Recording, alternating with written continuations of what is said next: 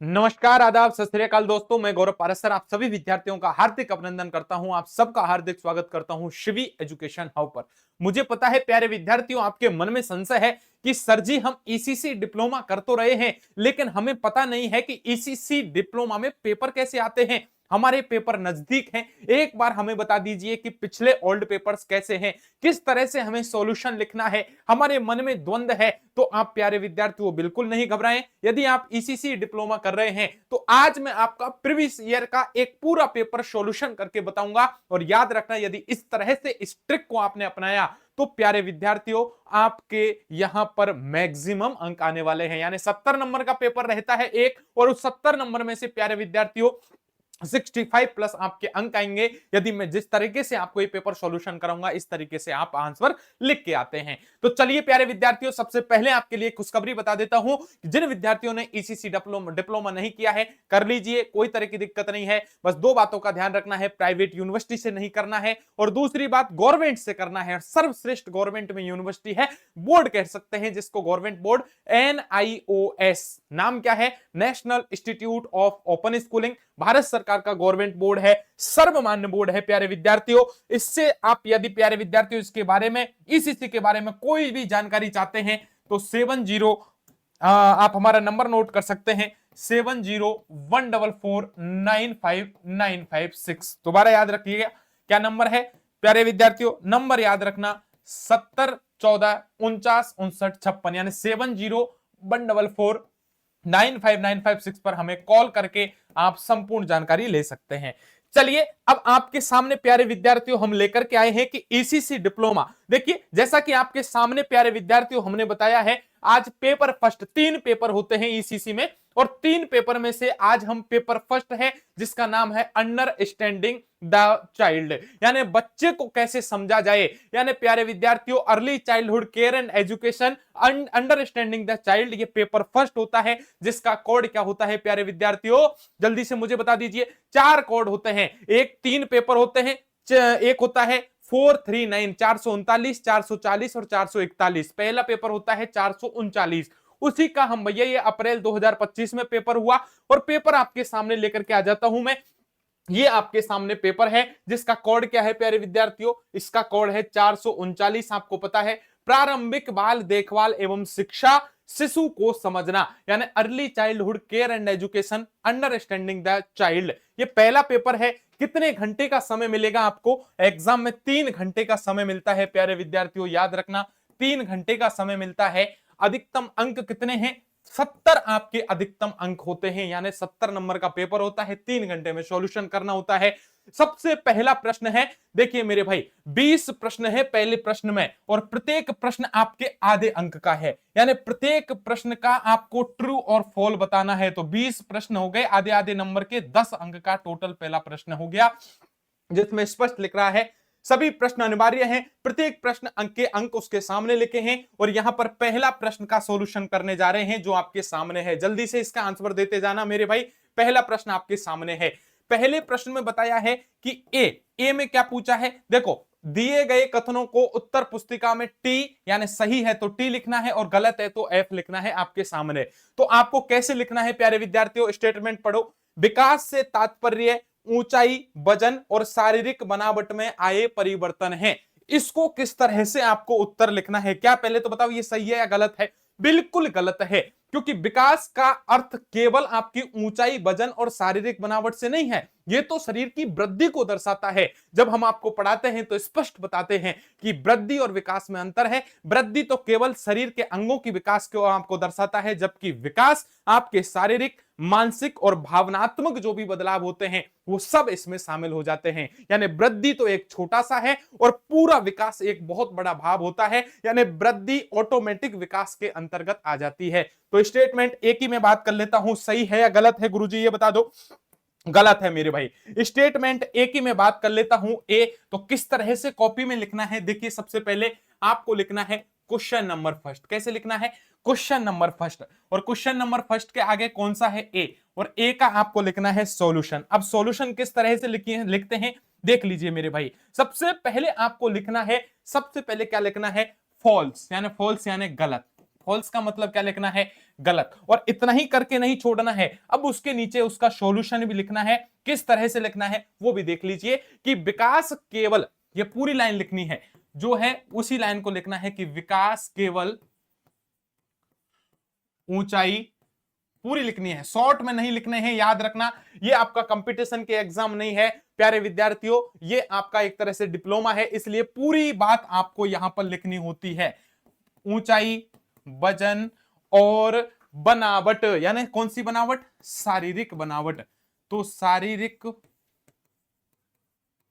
बनावट, शारीरिक बनावट में बदलाव है या नहीं, जल्दी से बता दो। बदलाव नहीं है, तो नहीं है तो एक बार कारण लगा दीजिए, उसको इंप्रेस कर दीजिए प्यारे विद्यार्थियों कि इसके आगे भी आपको पता है, तो आगे भी आपको लिखना है यह, कौन सा, यह है। और कौन सा है, दूसरे कलर का यदि पेन लेकर के गए हैं तो स्पष्ट उससे लिख दीजिएगा मानसिक, कौन सा, मानसिक, कौमा सामाजिक, कौमा आप कौन सा है, भावात्मक, भावात्मक। अब ये लिख दिए, स्पष्ट स्पष्ट आपका आंसर चमक रहा है, और ये भावात्मक बदलाव भी है, बदलाव भी है। प्यारे विद्यार्थियों, किसी की औकात नहीं है कि आपको इसका गलत आंसर मान जाए और आपको यहां पर प्यारे विद्यार्थियों इसका आंसर आपका सही नहीं माना जाए। इसलिए मैं पुनः आपसे कहता हूं प्यारे विद्यार्थियों, पढ़ो ऐसा कि दोबारा जीवन में कभी पढ़ने की जरूरत नहीं पड़े। चलो कोई दिक्कत नहीं है, पहला कथन हमने देख लिया है, समय की कमी है, दूसरे प्रश्न की ओर चलो। 2 वर्षीय बच्चे का औसत वजन लगभग 8 से 11 किलोग्राम होता है। जल्दी से बता दो कथन सही है या गलत है। प्यारे विद्यार्थियों गलत है, क्योंकि 2 वर्ष के बच्चे का जो औसत वजन है वो 11 से 12 किलोग्राम होता है, न कि 8 से 11 किलोग्राम। तो पहला स्टेटमेंट अपना क्या था, फॉल्स यानी गलत था, दूसरा भी क्या होगा, गलत। प्यारे विद्यार्थियों किस तरह से लिखना है, चूंकि लिखना पड़ेगा प्यारे विद्यार्थियों, ए हमने लिख दिया था, ए के बाद बी का हमारा क्या होगा, सॉल्यूशन है, बी के आगे आपको क्या लिखना पड़ेगा, एफ, एफ का मतलब फॉल्स है, फॉल्स का मतलब कोष्टक में लिख देना है गलत। अब गलत तो लिख दिया है, अब इसका सॉल्यूशन किस तरह से लिखना है कि 2 वर्ष के बच्चे का, एक ही लाइन में लिखना है, 2 वर्ष के बच्चे का औसत वजन, और कितना होता है औसत वजन प्यारे विद्यार्थियों, जल्दी से मुझे बता दो। औसत जो वजन है वो लिख सकते हैं लगभग, और कोशिश करना 2 पेन लेकर के गए हो तो कोष्टक में उसको अलग जो हाईलाइट होती है उसको ऐसे लिखा करो, ये 11 से 12 किलोग्राम, ठीक है। और फिर अपने पेन से आ जाओ, होता है, इसका मतलब 11 से 12 होता है, 8 से 11 नहीं, इसलिए दूसरा स्टेटमेंट हमारा क्या हो गया, गलत हो गया मेरे भाई। चलिए तीसरे की तरफ बढ़ते हैं प्यारे विद्यार्थियों। तीसरा स्टेटमेंट एक बार हम पढ़ लेते हैं, क्या कहता है, सी हमारा कहता है गर्भावस्था से तात्पर्य 8 सप्ताह से और जन्म तक का जो पीरियड होता है, जो अवधि होती है, उसको हम गर्भावस्था बोलते हैं। बिल्कुल सही है, एकदम करेक्ट है कि जो गर्भावस्था है उसकी जो अवधि या भ्रूण की जो अवधि होती है 8वें सप्ताह से शुरू हो जाती है, और जब तक बच्चा जन्म लेता है तब तक भैया याद रखना उसकी अवस्था कौन सी रहती है, गर्भावस्था। तो इसका मतलब टी यानी ट्रू, और ट्रू यानी सही। तो प्यारे विद्यार्थियों हमारा सी जो स्टेटमेंट रहेगा वो किस तरह से रहेगा, उसका सॉल्यूशन कुछ इस तरह से रहेगा कि सी लिख दीजिए। सी लिखने के बाद उसका आंसर क्या है, सही है। सी का मतलब टी और टी का मतलब सही। अब सॉल्यूशन क्या लिखना है, सॉल्यूशन यहां से शुरू करेंगे कि भ्रूण की अवधि या गर्भावस्था, इस गर्भावस्था को ही क्या बोलते हैं, भ्रूण बोलते हैं।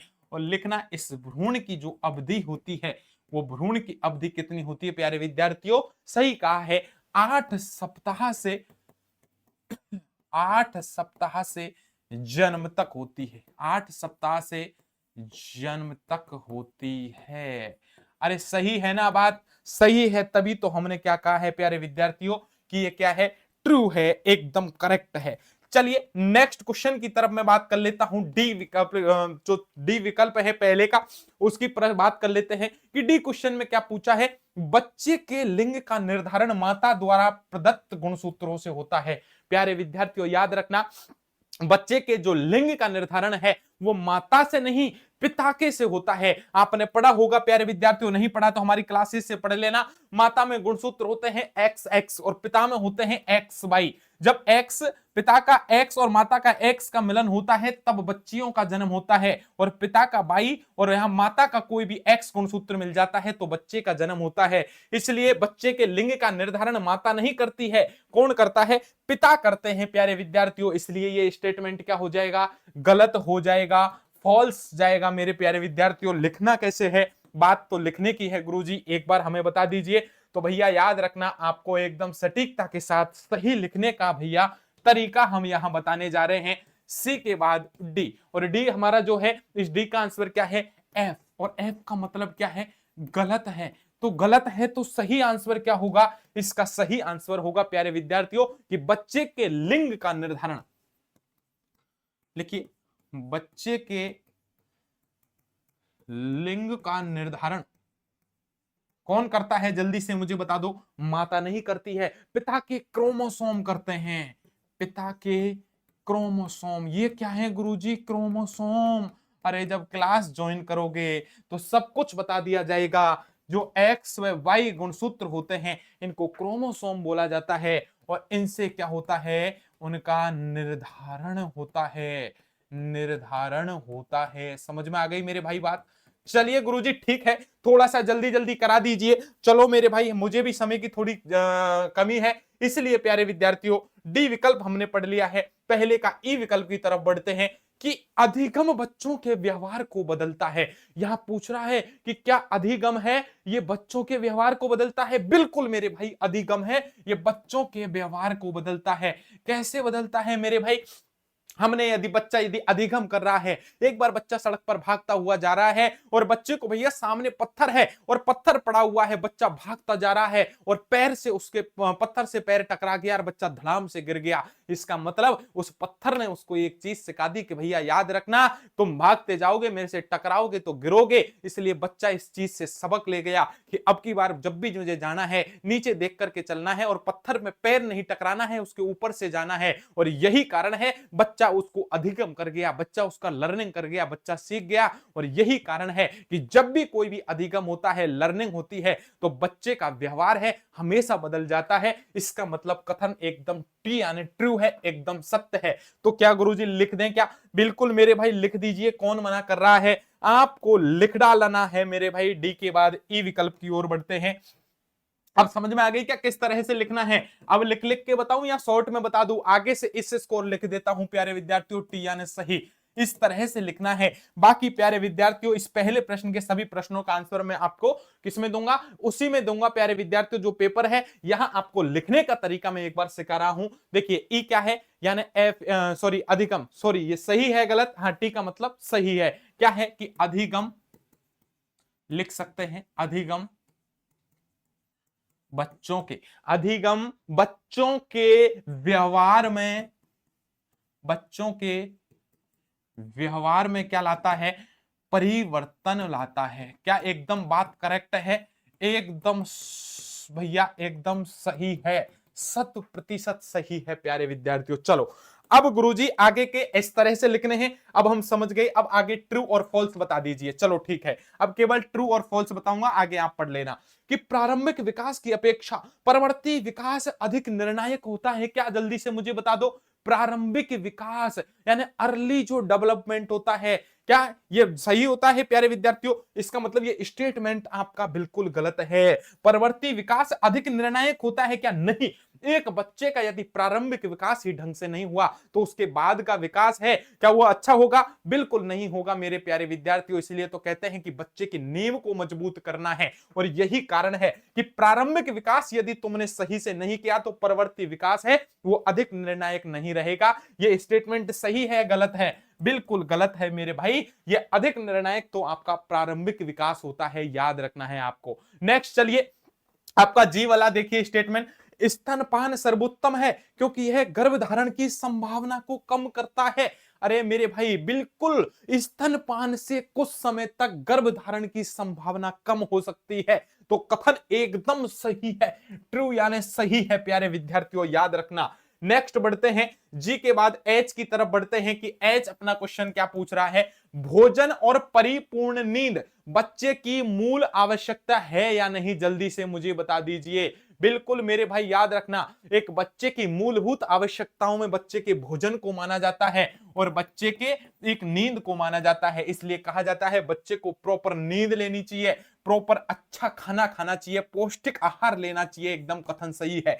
नेक्स्ट कथन, नजीर एक 4 वर्षीय बच्चा प्रतीकात्मक चिंतन का प्रदर्शन करेगा क्या? बिल्कुल मेरे भाई एकदम सही है। यानी 4 साल का बच्चा, देखो नाम तो नजीर हो, फजीर हो, सुमन हो, विनीता हो, आपका अनिल हो, कोई भी हो सकता है, लेकिन उम्र देखो 4 साल का बच्चा। और एक 4 साल का बच्चा है वो सिंबॉलिक थिंकिंग करता है, प्रतीकात्मक चिंतन करता है। प्यारे विद्यार्थियों याद रखना, उसको कोई भी प्रतीक दिखेगा उसके आधार पर चिंतन करेगा। बच्चा आराम से बैठा है लेकिन दूध की बोतल दिख गई तो ही करके रोने लग जाएगा, क्योंकि उसको प्रतीक से समझ रहा है। वैसे उसके दिमाग में चिंतन नहीं आ रहा था दूध का, लेकिन सामने से दूध की बोतल देख ली, भाई साहब रोने लग गया। याद रखना, इसका मतलब 4 साल का बच्चा एक प्रतीकात्मक चिंतन कर रहा है। कथन कारण जल्दी से बता दो, ट्रू और फॉल्स? एकदम सही है, कथन एकदम सही है। नेक्स्ट क्वेश्चन की तरफ बढ़ते हैं। जे क्वेश्चन क्या कहता है आपका? जे की तरफ पहुंचते हैं कि जॉयस एक 2 वर्षीय शिशु समझती है कि मेज और टेबल में भी जीवन होता है। जॉयस एंड एक बच्चे का नाम है, कुछ भी हो सकता है भैया, अनीता, विनीता, सुमन।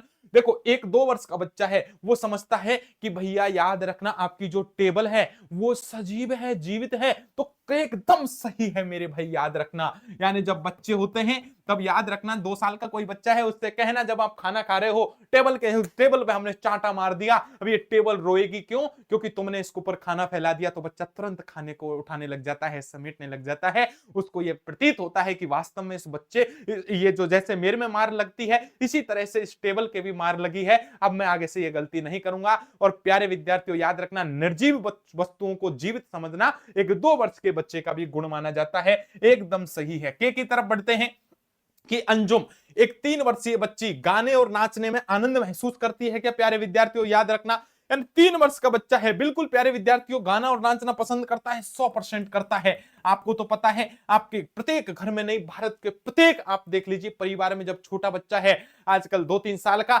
उसको मोबाइल दे दीजिए, कार्टून देखता रहेगा प्यारे विद्यार्थियों, और यहां पर जो गाने सुनता रहता है आराम से, मुन्नी बदनाम हुई, और डांस और करता रहता है प्यारे विद्यार्थियों, हाथ पैरों को हिलाता रहता है। तो इसका मतलब क्या है? इसका मतलब यही है कि 3 वर्ष के एक बच्चा है वो गाता भी है और नाचता भी है। प्यारे विद्यार्थियों याद रखना, है ना? समझ में आ गई मेरे भाई बात? एक एक बात आपको समझ में आ जाएगी। इसका मतलब आप जब क्लास का हमारी देखते जाओगे तो आनंद आपको आने लगेगा, याद रखना, है ना? आजकल हरियाणा का गाना चल रहा है, मारे रे मुंडेर पे बोली री टटीरी, इसका मतलब बादशाह पर केस भी हो गया। लेकिन बच्चे बच्चे गाते फिर रहे हैं, उनको बादशाह से कोई मतलब नहीं है, एकदम उनका बेस बन रहा है भैया, धमक है गानों में, तो मजा आ रहा है। नेक्स्ट क्वेश्चन देखो, नीरो एक 4 वर्षीय बच्चा है, सरल वाक्यों को नहीं बोल सकता है। जल्दी से मुझे बता दियो, नीरो है 4 साल का बच्चा, सामान्यतः सरल वाक्य बोल सकता है क्या? ये सही है या गलत है? ये स्टेटमेंट गलत है। बच्चा भैया बोल नहीं पा रहा है, 4 साल का बच्चा धड़ाके से बोलता है। याद रखना,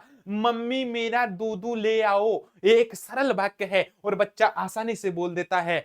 पापा कहां जा ले हो, इसका मतलब वो सरल वाक्यों को आसानी से 4 साल का एक बच्चा बोलने लग जाता है। इसका मतलब ये कथन है, ये गलत है, क्योंकि इन्होंने बोला है कि नहीं बोल सकता, जबकि हम कह रहे हैं कि बोल सकता है। मेरे भाई याद रखना, बस ऐसे ही प्रश्न आएंगे, एक बार हल्का सा दिमाग लगाया तो कल्याण हो जाएगा। राधे राधे प्यारे विद्यार्थियों, जिन्होंने ईसीसी का डिप्लोमा भर दिया है वो प्यारे विद्यार्थियों हमसे संपर्क कर सकते हैं, और जिन्होंने नहीं किया है, करने की सोच रहे हैं, तो पास हम करवा देंगे, निश्चिंत रहो। 7014449556 पर कॉल कर लो, सभी समस्याओं का समाधान बता दिया जाएगा। प्राइवेट यूनिवर्सिटी से मत कर लेना, वरना डिप्लोमा मान्य नहीं होगा। याद रखना, अभी फॉर्म चल रहे हैं, संपर्क कर सकते हो 7014449556 पर, याद रखिए। चलिए नेक्स्ट क्वेश्चन, सम समूह एक बच्चे को सामाजिक रूप से स्वीकार व्यवहार सीखने में सहायता नहीं देता है। अब देखिए ये क्वेश्चन क्या है, सम समूह एक बच्चे को सामाजिक रूप से स्वीकार व्यवहार सीखने में सहायता नहीं करता है कि? जल्दी से मुझे बता दो, गलत है। अरे प्यारे विद्यार्थियों, इसका मतलब क्या है? एक बच्चा है जब ग्रुप में होता है तो सामाजिक रूप से व्यवहार करता है मेरे भाई, वो सामाजिक सारी चीजों को सीखता है, जबकि इन्होंने कहा है कि वो नहीं सीखता है। बिल्कुल गलत है गुरुजी, कैसे? अरे इसका मतलब ऐसे है कि जब एक बच्चा, आपने देखा होगा, घर में रहता है तो बड़ों की नकल करता है। हम यदि जाते हैं प्यारे विद्यार्थियों, खाना खाते हैं, उसी तरह से वो चम्मच चम्मच से खाना खाएगा, जबकि वो छोटा बच्चा है लेकिन वो कॉपी कर रहा है हमारी, याद रखना। हम जब शर्ट पहनते हैं प्यारे विद्यार्थियों, उसी तरह से अपने कपड़े पहनने का प्रयास करेगा। हम जूते पहनेंगे तो तुरंत जूता पहनेगा। इसका मतलब एक बच्चा अपने बड़ों को देख करके, अपने समूह को देख करके सामाजिक रूप से क्या होता है, व्यवहार में परिवर्तन लाता है। इसका कारण ये कह रहे हैं कि व्यवहार में परिवर्तन नहीं लाता, इसलिए स्टेटमेंट क्या हो जाएगा, गलत। और एन हमारा जो क्वेश्चन क्या पूछा है कि अनुज्ञात्मक माता पिता संवेदनशील होते हैं, प्रोत्साहन देते हैं एवं अपने बच्चों के लिए तर्क संगत सीमाएं निर्धारित करने में विश्वास करते हैं। जल्दी से मुझे बता दो इसका आंसर क्या होगा, एन का आंसर क्या होगा प्यारे विद्यार्थियों, ये गलत है। इसका मतलब क्या है, अनुज्ञात्मक माता पिता संवेदनशील होते हैं, प्रोत्साहन देते हैं, अपने बच्चों के लिए तर्क संगत सीमाएं निर्धारित करने में विश्वास करते हैं, जबकि प्यारे विद्यार्थियों ऐसा नहीं होता है। ये जो गुण होता है प्यारे विद्यार्थियों, याद रखना, ये गुण प्यारे विद्यार्थियों ऐसे आपके अनुज्ञात्मक माता पिताओं में नहीं होता है। तो किसमें होता है, ऑथरियोटिव पेरेंट्स जो होते हैं उनमें होता है प्यारे विद्यार्थियों, याद रखना। और ये कैसे हैं, ये है परमिसिव पेरेंट्स हैं। ये प्यारे विद्यार्थियों परमिसिव पेरेंट्स हैं, कभी भी ये नहीं चाहते बच्चे प्रोत्साहन मिले, उनको संवेदनशील रहें, वो सीमाएं निर्धारित करें, ऐसा कभी भी नहीं कर पाते हैं। इसलिए कारण और कथन क्या हो जाएगा, फॉल्स हो जाएगा, एफ की ओर बढ़ेगा। नेक्स्ट क्वेश्चन की तरफ बढ़ते हैं, ओ की तरफ बढ़ते हैं प्यारे विद्यार्थियों। क्वेश्चन ओ कि बच्चों के लिए भोजन को पुरस्कार या दंड के तौर पर प्रयोग नहीं किया जाना चाहिए। जल्दी से बताओ, बच्चों के लिए भोजन को इनाम या सजा के रूप में नहीं करना चाहिए। बिल्कुल सही कहा है भाई साहब। क्यों, क्योंकि प्यारे विद्यार्थियों कई माता पिता क्या करते हैं, अब तो तूने भैया हमारे घर का कांच तोड़ दिया, 2 दिन के लिए तेरा खाना बंद। अरे भाई बच्चे हैं, बच्चे यदि करेंगे शैतानी घर में, ऐसी स्थिति में ऐसा थोड़ी है कि बच्चों के लिए खाना बंद कर दे, खाना रोक दे। ऐसी स्थिति में बच्चे बीमार हो जाएंगे और भैया उनके शरीर का डेवलपमेंट नहीं होगा। इसलिए आपको याद रखना है, बच्चों के लिए भोजन को कभी पुरस्कार के रूप में, पुरस्कार के मतलब पुरस्कार के रूप में ऐसा नहीं है कि तुरंत खाना खा लो और ये पूरी थाली साफ कर दी तो तुम्हें 5 रुपए और मिलेंगे, कुरकुरे खा के आना। बच्चा भैया शरीर में जितनी क्षमता है उससे ज्यादा खाना खा लेगा, हो सकता है भैया याद रखना उसके कब्ज हो जाए। इसलिए कभी पुरस्कार के रूप में और कभी दंड के रूप में बच्चा कोई गलती कर दे तो खाना बंद नहीं करना चाहिए। पुरस्कार और दंड खाने पर अप्लाई नहीं करने हैं, सीधा सीधा। इसका मतलब कथन एकदम सही कह रहा है। नेक्स्ट पी की तरफ बढ़िए, सूजा हुआ मुख, बुखार और पैरों में दर्द होना स्कर्वी के लक्षण है क्या, जल्दी से मुझे बता दो। बिल्कुल मेरे भाई याद रखना, पी की तरफ बढ़िए। पी क्या कह रहा है, भी कह रहा है कि स्कर्वी, अरे नहीं मेरे भाई, स्कर्वी का मतलब होता है मसूड़ों से खून आना। जब आपके दांतों के नीचे मसूड़े हैं, इनसे खून आ जाता है, उसे बोलते हैं स्कर्वी रोग प्यारे विद्यार्थियों। इसका मतलब इसका दूर दूर से कोई लेना देना नहीं है। मुंह सूज गया, बुखार आ गया, पैरों में दर्द आ गया, वायरल की है भैया, याद रखना, स्कर्वी की कोई कमी नहीं है। इसका मतलब कथन गलत है। नेक्स्ट आप देखिए क्यू की तरफ, कि बच्चों में विलंबित विकास हमेशा आनुवंशिक कारकों के कारण होता है क्या प्यारे विद्यार्थियों। ये कथन क्यों क्या कह रहा है, गलत। आनुवंशिक कारण से नहीं होता है। कभी कभी भैया आनुवंशिक कारण हो सकते हैं लेकिन हमेशा नहीं होते हैं। बच्चों का विकास हो सकता है ढंग से उनको खाना नहीं पहुंच पा रहा हो, इस कारण रुक पा रहा हो। एक बच्चे का विकास हो सकता है ढंग से उसको क्या है भैया, उसको लर्निंग नहीं कराई जा रही है, अधिगम नहीं कराया जा रहा है, हो सकता है इस कारण हो सकता है एक कारण की आनुवंशिक हो, ये बात ठीक है, लेकिन सदैव आनुवंशिक हो ये बिल्कुल नहीं है। तो बच्चों में विलंबित विकास हमेशा लिखा हुआ है, यदि इसमें से मैं हमेशा को हटा दूं तो एकदम सही है। ये बच्चों का विलंबित विकास है वो आनुवंशिक कारणों से हो सकता है लेकिन होता नहीं है। हो सकता है भैया उसको दूध टाइम पर नहीं मिले, हो सकता है कि बच्चे के लिए खाने की व्यवस्था ढंग से नहीं हो, ये कारण भी हो सकते हैं। नेक्स्ट देखिए क्वेश्चन, प्रत्येक व्यक्ति में जो समृद्धि और विकास की प्रक्रिया साथ साथ होती है क्या, जल्दी से मुझे बता दो। क्वेश्चन नंबर आर क्या कह रहा है, बिल्कुल मेरे भाई याद रखना, ये जो प्रोसेस है ग्रोथ एंड डेवलपमेंट की, ये एकदम साथ साथ चलती है। ये ग्रोथ और डेवलपमेंट बच्चे का हमेशा साथ साथ चलता है। इसका मतलब इनको एक दूसरे का पूरक कहा जाता है। ये जो वृद्धि जो मौसी है ना, ये विकास ताऊ जी के अंतर्गत आती है, याद रखना। इसका मतलब बच्चे की वृद्धि हो रही है तो विकास ऑटोमेटिक हो रहा है, और विकास चल रहा है तो वृद्धि भी चल रही है। इसका मतलब वृद्धि एक छोटा सा आपके एरिया को घेर है, जबकि विकास आपके भावात्मक, शारीरिक, मानसिक सभी विकास को साथ लेकर के चल रहा है। एकदम सही है, करेक्ट है प्यारे विद्यार्थियों, इसलिए टी में डाल देना, ट्रू में इसको डाल देना है। नेक्स्ट आपका क्वेश्चन है एस। एस का मतलब एक का एस वा पार्ट है, विकास बच्चे से बच्चे में भिन्न होता है। प्यारे विद्यार्थियों, विकास बच्चे से बच्चे में अलग होता है। एकदम करेक्ट है कि विकास हर बच्चे में अलग चलता है प्यारे विद्यार्थियों। विकास ऐसा नहीं है कि दो बच्चे हैं, एक ही मां से जन्म लिया है, हो सकता है कि एक ही साथ जन्म लिया हो, जुड़वा बच्चे हो, लेकिन दोनों का डेवलपमेंट अलग होगा प्यारे विद्यार्थियों, क्योंकि दोनों बच्चों की ग्रोथ अलग देखी जाएगी। बच्चों की ग्रोथ अलग होगी, विकास अलग होगा। इसलिए विकास को माना जाता है हमेशा कभी भी दो लोगों का समान नहीं होता। कोई जल्दी खाना खाना सीख जाता है, कोई लेट सीखता है, कोई बच्चा जल्दी चलता है, कोई बच्चा लेट चलता है, जबकि एक से घर में रह रहे हैं, एक ही मां से जन्म लिया है। किसी में बुद्धि जल्दी आ जाती है, किसी में बुद्धि बाद में आती है। ये बात आप समझ रहे होंगे। तो प्यारे विद्यार्थियों, इसका मतलब टी है। नेक्स्ट लास्ट क्वेश्चन है पहले का, और प्यारे विद्यार्थियों ये कहता है कि विकास में व्यक्तिगत भिन्नताएं नहीं होती।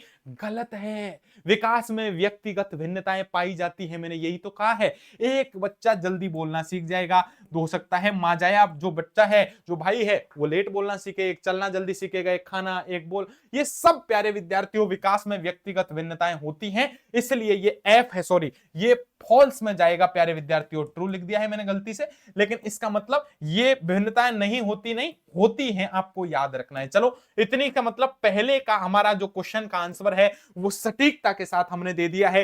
किस तरह से कॉपी में लिखना है वो मैंने आपको बता दिया है। लास्ट के कुछ नहीं लिखे हैं, इसका मतलब इस तरह से जमा के लिखना है। पहले का ए गलत और फिर ये लिख देना है, दूसरा पहले का बी ये गलत फिर ये लिख देना है कारण, पहले का सी फिर कारण लिखना है, पहले का डी ये कारण लिख देना है। इस तरह से लिखोगे तो भैया बढ़िया अंक मिलेंगे। याद रखना, किसी की औकात नहीं है जो तुम्हें यहां पर प्यारे विद्यार्थियों अंक काट जाए। तो पहला प्रश्न कितने का था? 20 प्रश्न थे, आधे आधे अंक के थे। इसका मतलब 10 अंक यहां कंप्लीट मैंने करा दिए। क्वेश्चन नंबर दूसरा देखो, ये क्या कह रहा है? ये तो बच्चे वाले प्रश्न आ गए गुरुजी।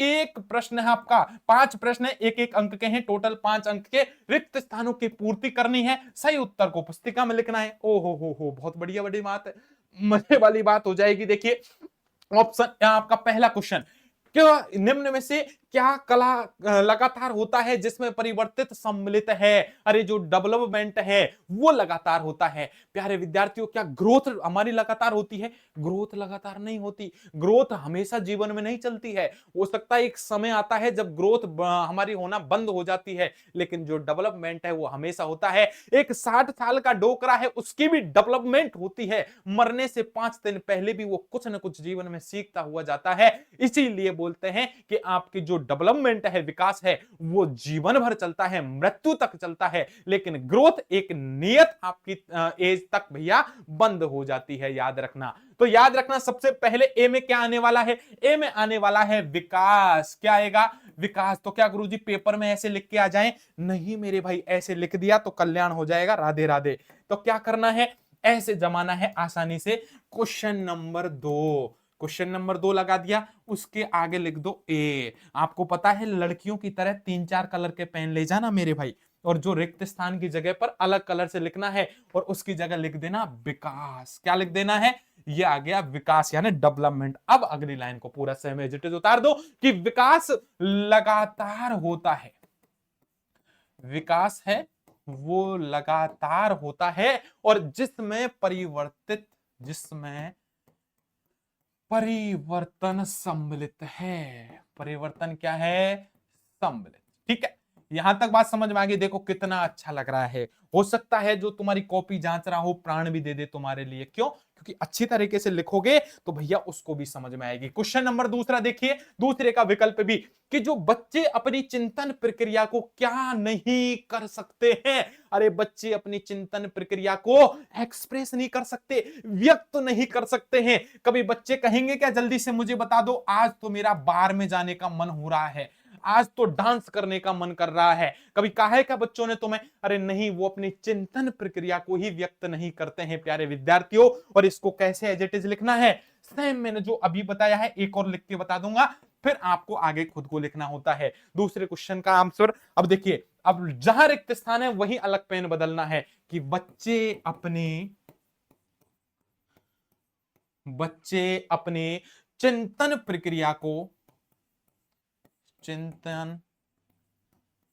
प्रक्रिया को अब आपका आ गया व्यक्त वाली जगह, नई जो रिक्त स्थान है उसको अलग कलर से लिख दीजिए, और फिर आपको वही लाइन एज इट इज लिखनी है कि व्यक्त नहीं कर सकते, नहीं कर पाते, नहीं कर सकते, जो भी लाइन है एज इट इज आपने उतार दी। इसका मतलब एग्जैक्ट करेक्ट आपने उसका आंसर लिख दिया है। अब आगे के आपको पता ही है, आगे की तरह दो मैंने लिख के बता दिए, बाकी आप खुद लिख सकते हो, समझदार हो। नेक्स्ट क्वेश्चन का आंसर दो।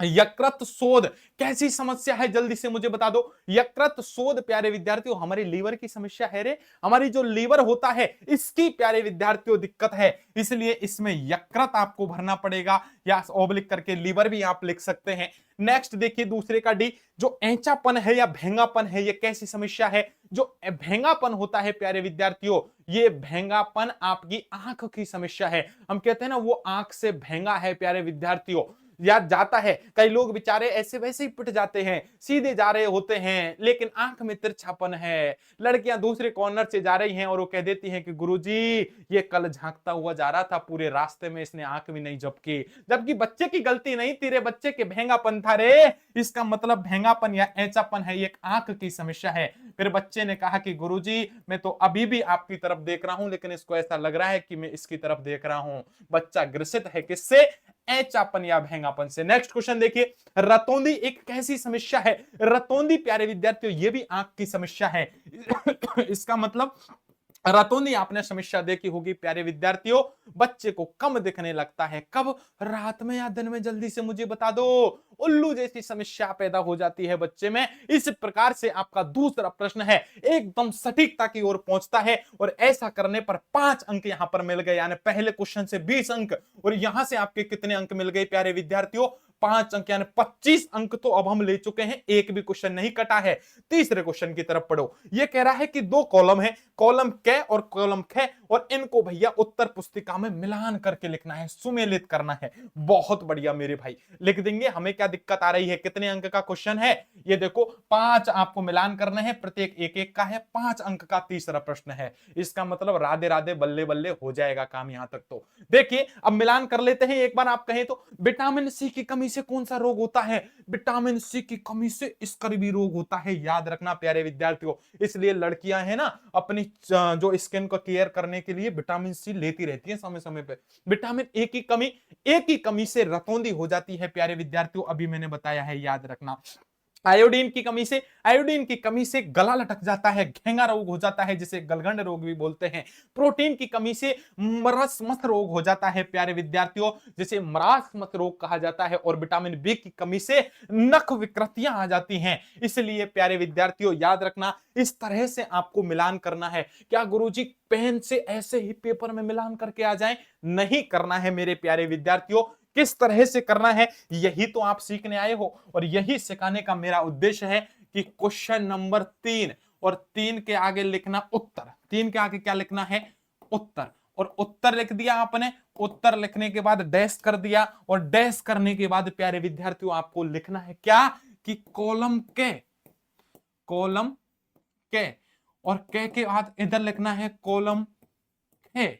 जो लिख रहा है पेपर में सेम लिख दो, उनको बंद कर दो, और बंद करने के बाद उनके सामने क्या क्या चीजें हैं सेम एज इट इज उतार दो। कैसे उतारनी है, ऐसे लिखनी है, देखो ए, और ए क्या लिख रहा था, विटामिन सी की कमी, ऐसे लिख देना, देखो विटामिन सी की कमी, और विटामिन सी की कमी। और प्यारे विद्यार्थियों विटामिन सी की कमी से कौन सा रोग हुआ है, जस्ट आगे जिसका जो क्रमांक है वही लिखना है, याद रखना। पेन बदल लो, दूसरा ऊपर वाला मिक्स हो जाएगा। इसलिए 5वें नंबर पर आप जाके देखोगे तो कौन सा लिख रहा है, स्कर्वी, तो यही लिख दो स्कर्वी। राधे राधे। दूसरे नंबर पर प्यारे विद्यार्थियों आपको क्या लिखना है, विटामिन कौन सी है, ए की कमी, तो लिख दो विटामिन ए। और विटामिन ए की कमी, और ए की कमी से कौन सा रोग हो रहा है, विटामिन ए की कमी से जो रोग हो रहा है वो रतौंधी हो रहा है। चौथे नंबर पर है, ऐसे लिख दो रतौंधी। इसका मतलब एग्जामिनर प्यारे विद्यार्थियों आंखों में से आंसू निकाल देगा और कह देगा कि वाह मेरे प्यारे क्या आंसर लिखा है। इसलिए प्यारे विद्यार्थियों आयोडीन की कमी लिख दीजिए, आयोडीन की कमी, समझ रहे हो, आयोडीन की कमी। और आयोडीन की कमी से जो अपना रोग होता है वो कौन सा है, जल्दी से मुझे बता दो।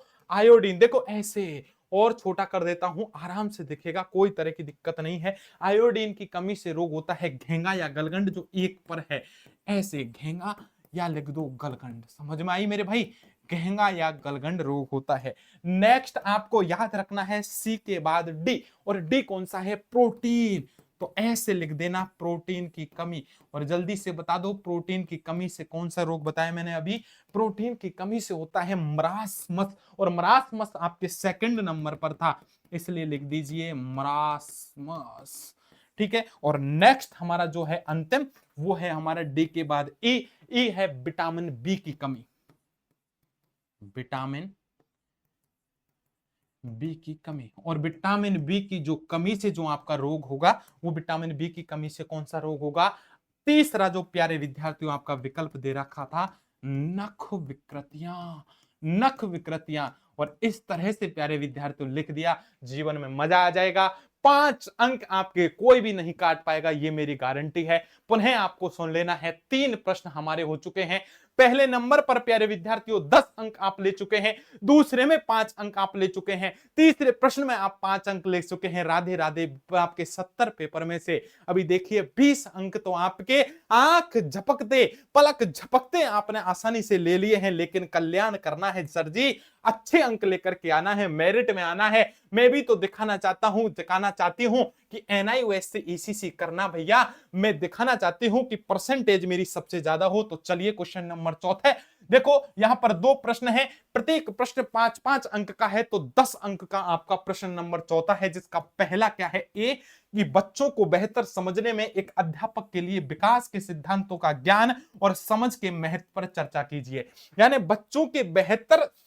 बच्चों को समझना है, तो आपको अध्यापक के लिए विकास के सिद्धांत कौन कौन से हैं उनको समझना है, उनका महत्व क्या है। तो सबसे पहले चौथे का ए आंसर लिखना है।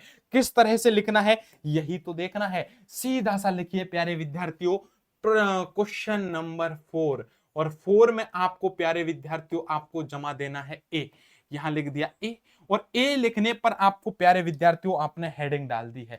और क्या हेडिंग डाल दी है? आपने लिख दिया कि बच्चों को बेहतर समझने में, देखो ऐसे लिखना है, देखो बच्चों को बेहतर समझने में, बच्चों को बेहतर समझने में शिक्षक के लिए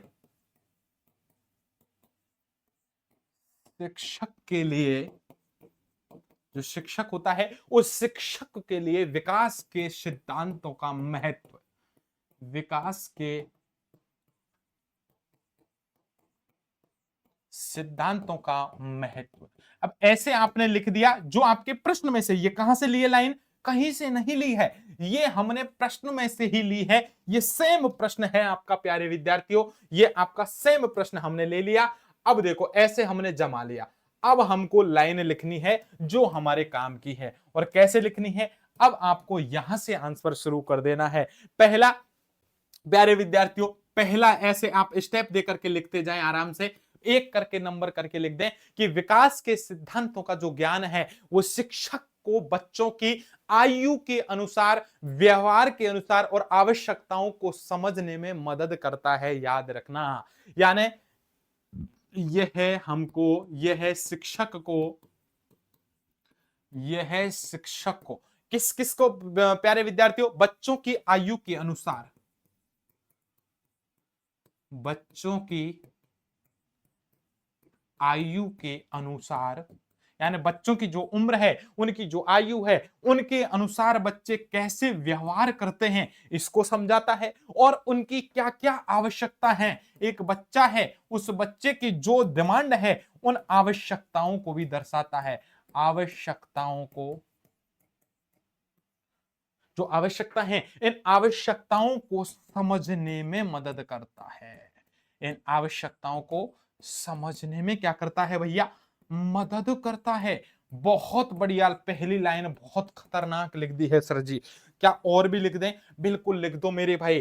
क्यों लिखनी है? क्योंकि भैया जो चौथे क्वेश्चन में आपका 2 ही प्रश्न पूछे हैं, और प्रत्येक प्रश्न 5 अंक का है, तो 5 अंक का है तो कम से कम 5 लाइन तो लिखनी पड़ेगी मेरे भाई। याद रखना, 5 अंक का है तो 5 लाइन लिखेंगे तभी 5 अंक मिलेंगे। एग्जामिनर तुम्हारा काका है, उसको सब पता है कि ये बच्चा है, ये 5 लाइन लिखेगा तो ही मैं इसको नंबर दूंगा। याद रखना। दूसरी लाइन कौन सी लिखेंगे? दूसरी लाइन यानी जो आपके विकास के सिद्धांत सिद्धांत के जो हैं ये शिक्षक को उचित शिक्षण विधियों को चयन करवाते हैं। यानी ये सिद्धांत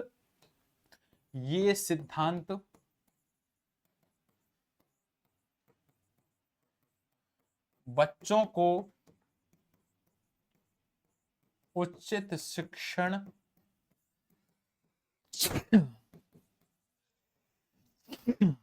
के चयन में क्या है, सहायक है। समझ में आई मेरे भाई बात? यानी एक बच्चा है, बच्चे के अकॉर्डिंग एक शिक्षक को किस तरह से शिक्षण विधियों को समझना है, उसमें प्यारे विद्यार्थियों ये क्या करते हैं, मदद करते हैं, याद रखना। यानी चौथे में अपन ने 2 लाइन लिख दी है भाई, ठीक है। तीसरी लाइन क्या लिखनी है सर जी? तीसरी लाइन लिखनी है हमको कि एक शिक्षक है बच्चों के व्यक्तिगत भेदों को समझता है। यानी एक बच्चा है, बच्चों में किस तरह की विभिन्नता होती है उनको बच्चा जो शिक्षक है वो समझ लेता है इस विकास के सिद्धांत के आधार पर। तो लिख दीजिए व्यक्तिगत विभिन्नता को समझ लेता है। इन सिद्धांतों के द्वारा या इन सिद्धांतों के माध्यम से शिक्षक व्यक्तिगत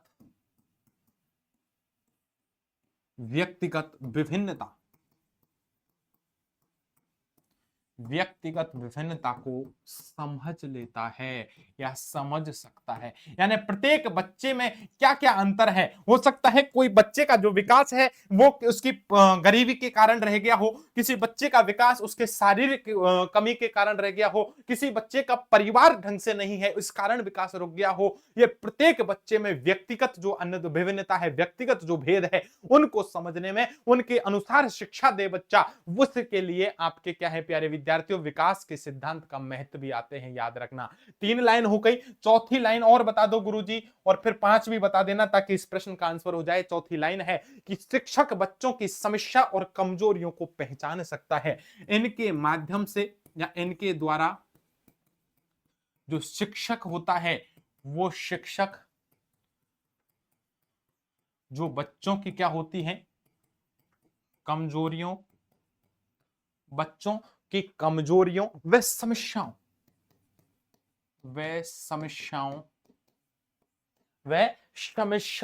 को पहचान सकता है, को उनकी पहचान कर सकता है, पहचान सकता है। और एक और लाइन लिख दीजिए क्योंकि 5वें नंबर पर प्यारे विद्यार्थियों आपको है, तो 5 अंकों का प्रश्न है तो 5वीं लाइन भी लिखना जरूरी है। विकास के सिद्धांत के ज्ञान से शिक्षक बच्चों के समग्र विकास का अर्थ क्या है, बच्चे का शरीर का विकास हो, बच्चे का मानसिक विकास हो, एक सामाजिक विकास हो, बच्चे की भावनात्मक विकास हो, इन सब को समझने में सहायता करता है, याद रखना। तो इसको सीधा लिख सकते हैं प्यारे विद्यार्थियों कि विकास के सिद्धांतों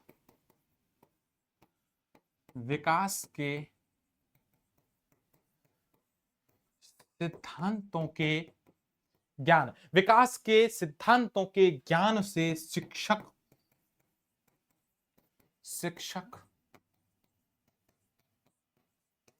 जो बच्चे हैं इन बच्चों के समग्र विकास में प्यारे विद्यार्थियों सभी तरह का डेवलपमेंट, सभी तरह का विकास आ जाता है। चाहे बच्चे का शारीरिक विकास हो, चाहे बच्चे का मानसिक विकास हो, चाहे बच्चे का भावनात्मक या भावात्मक विकास हो, चाहे प्यारे विद्यार्थियों बच्चे का एक सामाजिक विकास हो, ये सब इसी में शामिल हो जाते हैं, याद रखना, समग्र विकास में। और इनमें क्या करता है, इनमें सहायता करता है। क्या करता है? सहायता करता है।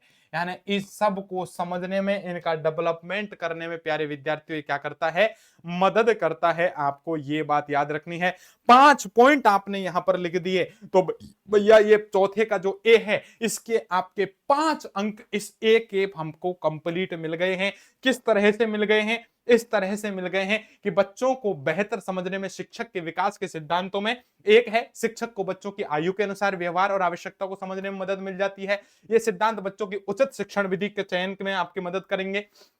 सिद्धांत के माध्यम से शिक्षक व्यक्तिगत विभिन्नता को पहचान लेगा, बच्चों की कमजोरी समस्याओं को पहचान के उनको दूर कर देगा, सिद्धांतों के आधार पर बच्चे का समग्र विकास हो जाएगा। प्यारे विद्यार्थियों, इस तरह से आपको आंसर लिखना है। तो इस प्रश्न का एक ही मैं आपको सॉल्यूशन बता रहा हूं, दूसरा मैं बोल के बता दूंगा, आसानी से आप लिख लेना प्यारे विद्यार्थियों, आपको किसी तरह की कोई दिक्कत नहीं है। अब दूसरे प्रश्न की तरफ मैं बढ़ लेता हूं। इस चौथे का ही बी प्रश्न, ये किस तरह से गुरुजी हमें लिखना है, मैंने आपको बताया कि 4 से 5 वर्षीय बच्चों के करीब 5 विकास के पड़ावों की हमें क्या करनी है, चर्चा करनी है। प्यारे विद्यार्थियों याद रखना, तो 5 विकास के पड़ाव कैसे लिखेंगे, क्वेश्चन 4 आगे भी लिखेंगे और एक हेडिंग डालेंगे कि 4 से 5 वर्ष के बच्चों के विकास के 5 पड़ाव, क्योंकि 5 अंक का है तो 5 आपको स्टेप लिखने पड़ते हैं।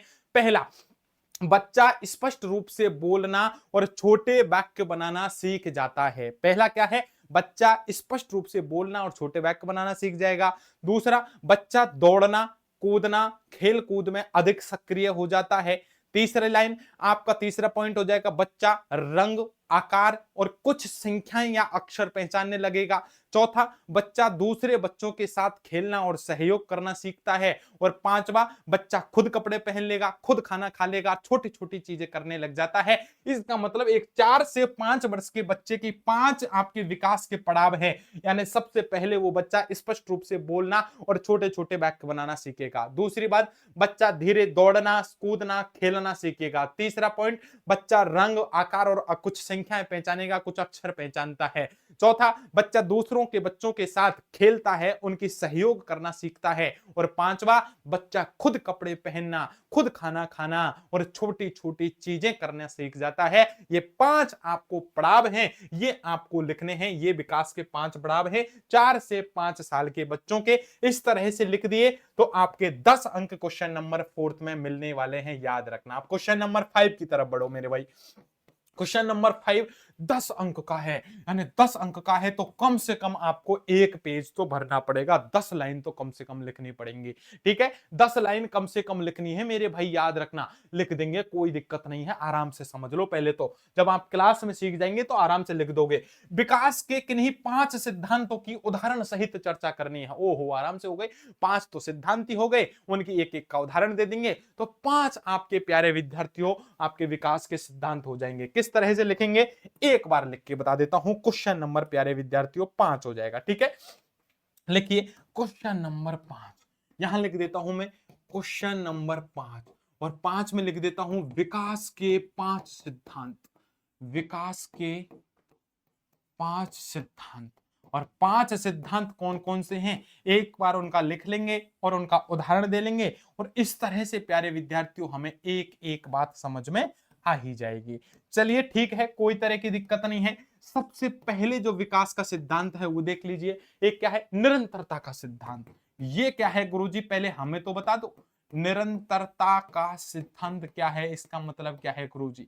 इसका मतलब क्या है प्यारे विद्यार्थियों वो समझ लो आप। निरंतरता का सिद्धांत क्या है, निरंतरता का सिद्धांत है प्यारे विद्यार्थियों कि विकास है वो जीवन भर चलता रहता है, निरंतर रूप से चलता है। ऐसा नहीं है कि बच्चा है वो धीरे धीरे विकास कर रहा है, 2-3 साल है उसका विकास हुआ नहीं, फिर विकास हुआ फिर रुक गया, ऐसा नहीं है। बच्चे का विकास जीवन भर चलता रहता है। जब से बच्चा गर्भ में आया है तब से लेके बच्चे की जब तक मृत्यु नहीं होगी तब तक उसका विकास चलता रहता है, याद रखना। ये हो सकता है किसी का विकास धीरे धीरे हो, किसी का लगातार हो, किसी का तेज हो, लेकिन विकास चलता रहेगा, निरंतर रहेगा, बंद नहीं होगा, याद रखना। इसका उदाहरण क्या है, एक बच्चा रातों रात चलना नहीं सीखता है, एक बच्चा बोलना रातों रात नहीं सीखता है, सबसे पहले वो रेंगता सीखता है। रेंग यानी प्यारे विद्यार्थियों अपने घुटनों के बल सरकना सीखता है, आगे चलना बढ़ना सीखता है, फिर शरीर का संतुलन बनाते हुए बैठना सीखता है,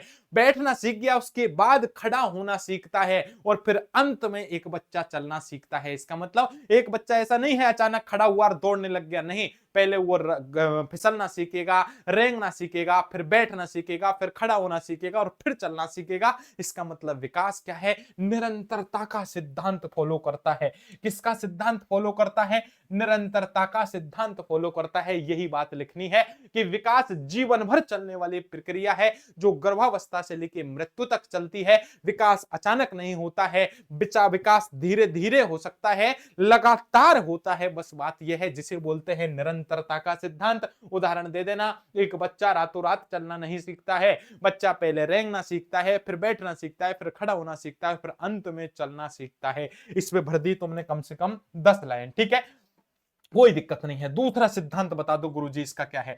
दूसरा सिद्धांत प्यारे विद्यार्थियों याद रखना, विकास की दिशा का सिद्धांत है। क्या है? विकास की दिशा का सिद्धांत। ये क्या है गुरुजी? विकास की दिशा का सिद्धांत क्या है? विकास की दिशा का सिद्धांत क्या है?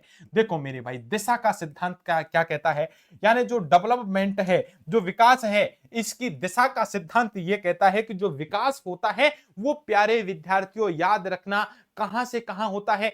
एक बच्चे का जो विकास होता है वो सिर से लेके पैर की ओर होता है। समझ में आई मेरी बात? दोबारा सुनो, विकास हर दिशा में नहीं होता, विकास की एक निश्चित दिशा होती है। एक तो होता है मस्तकोदमुखी। मस्तकोदमुखी का मतलब होता है, इसको बोलते हैं स्पेलोकोडल, यानी मस्तिष्क से लेकर के, यानी सिर से लेकर के बच्चे के पैरों की ओर विकास होता है। उदाहरण दो गुरुजी। इसका उदाहरण है कि एक नया बच्चा है, नवजात शिशु है, पहले अपने सिर पर कंट्रोल करता है, फिर धीरे धीरे अपने हाथों पर कंट्रोल करता है, और सबसे लास्ट में पैरों पर कंट्रोल करता है। इसका मतलब एक बच्चा होता है तो सबसे पहले अपने सिर को पर कंट्रोल करेगा, गर्दन को रोकना सीखेगा, मानसिक आपके स्थिरता लेकर के आएगा, फिर हाथों को चलाना सीखेगा, और लास्ट में पैरों का चलाना सीखता है। यानी विकास एक तो ऊपर से नीचे की ओर हुआ है, जिसे बोलते हैं मस्तकोदमुखी।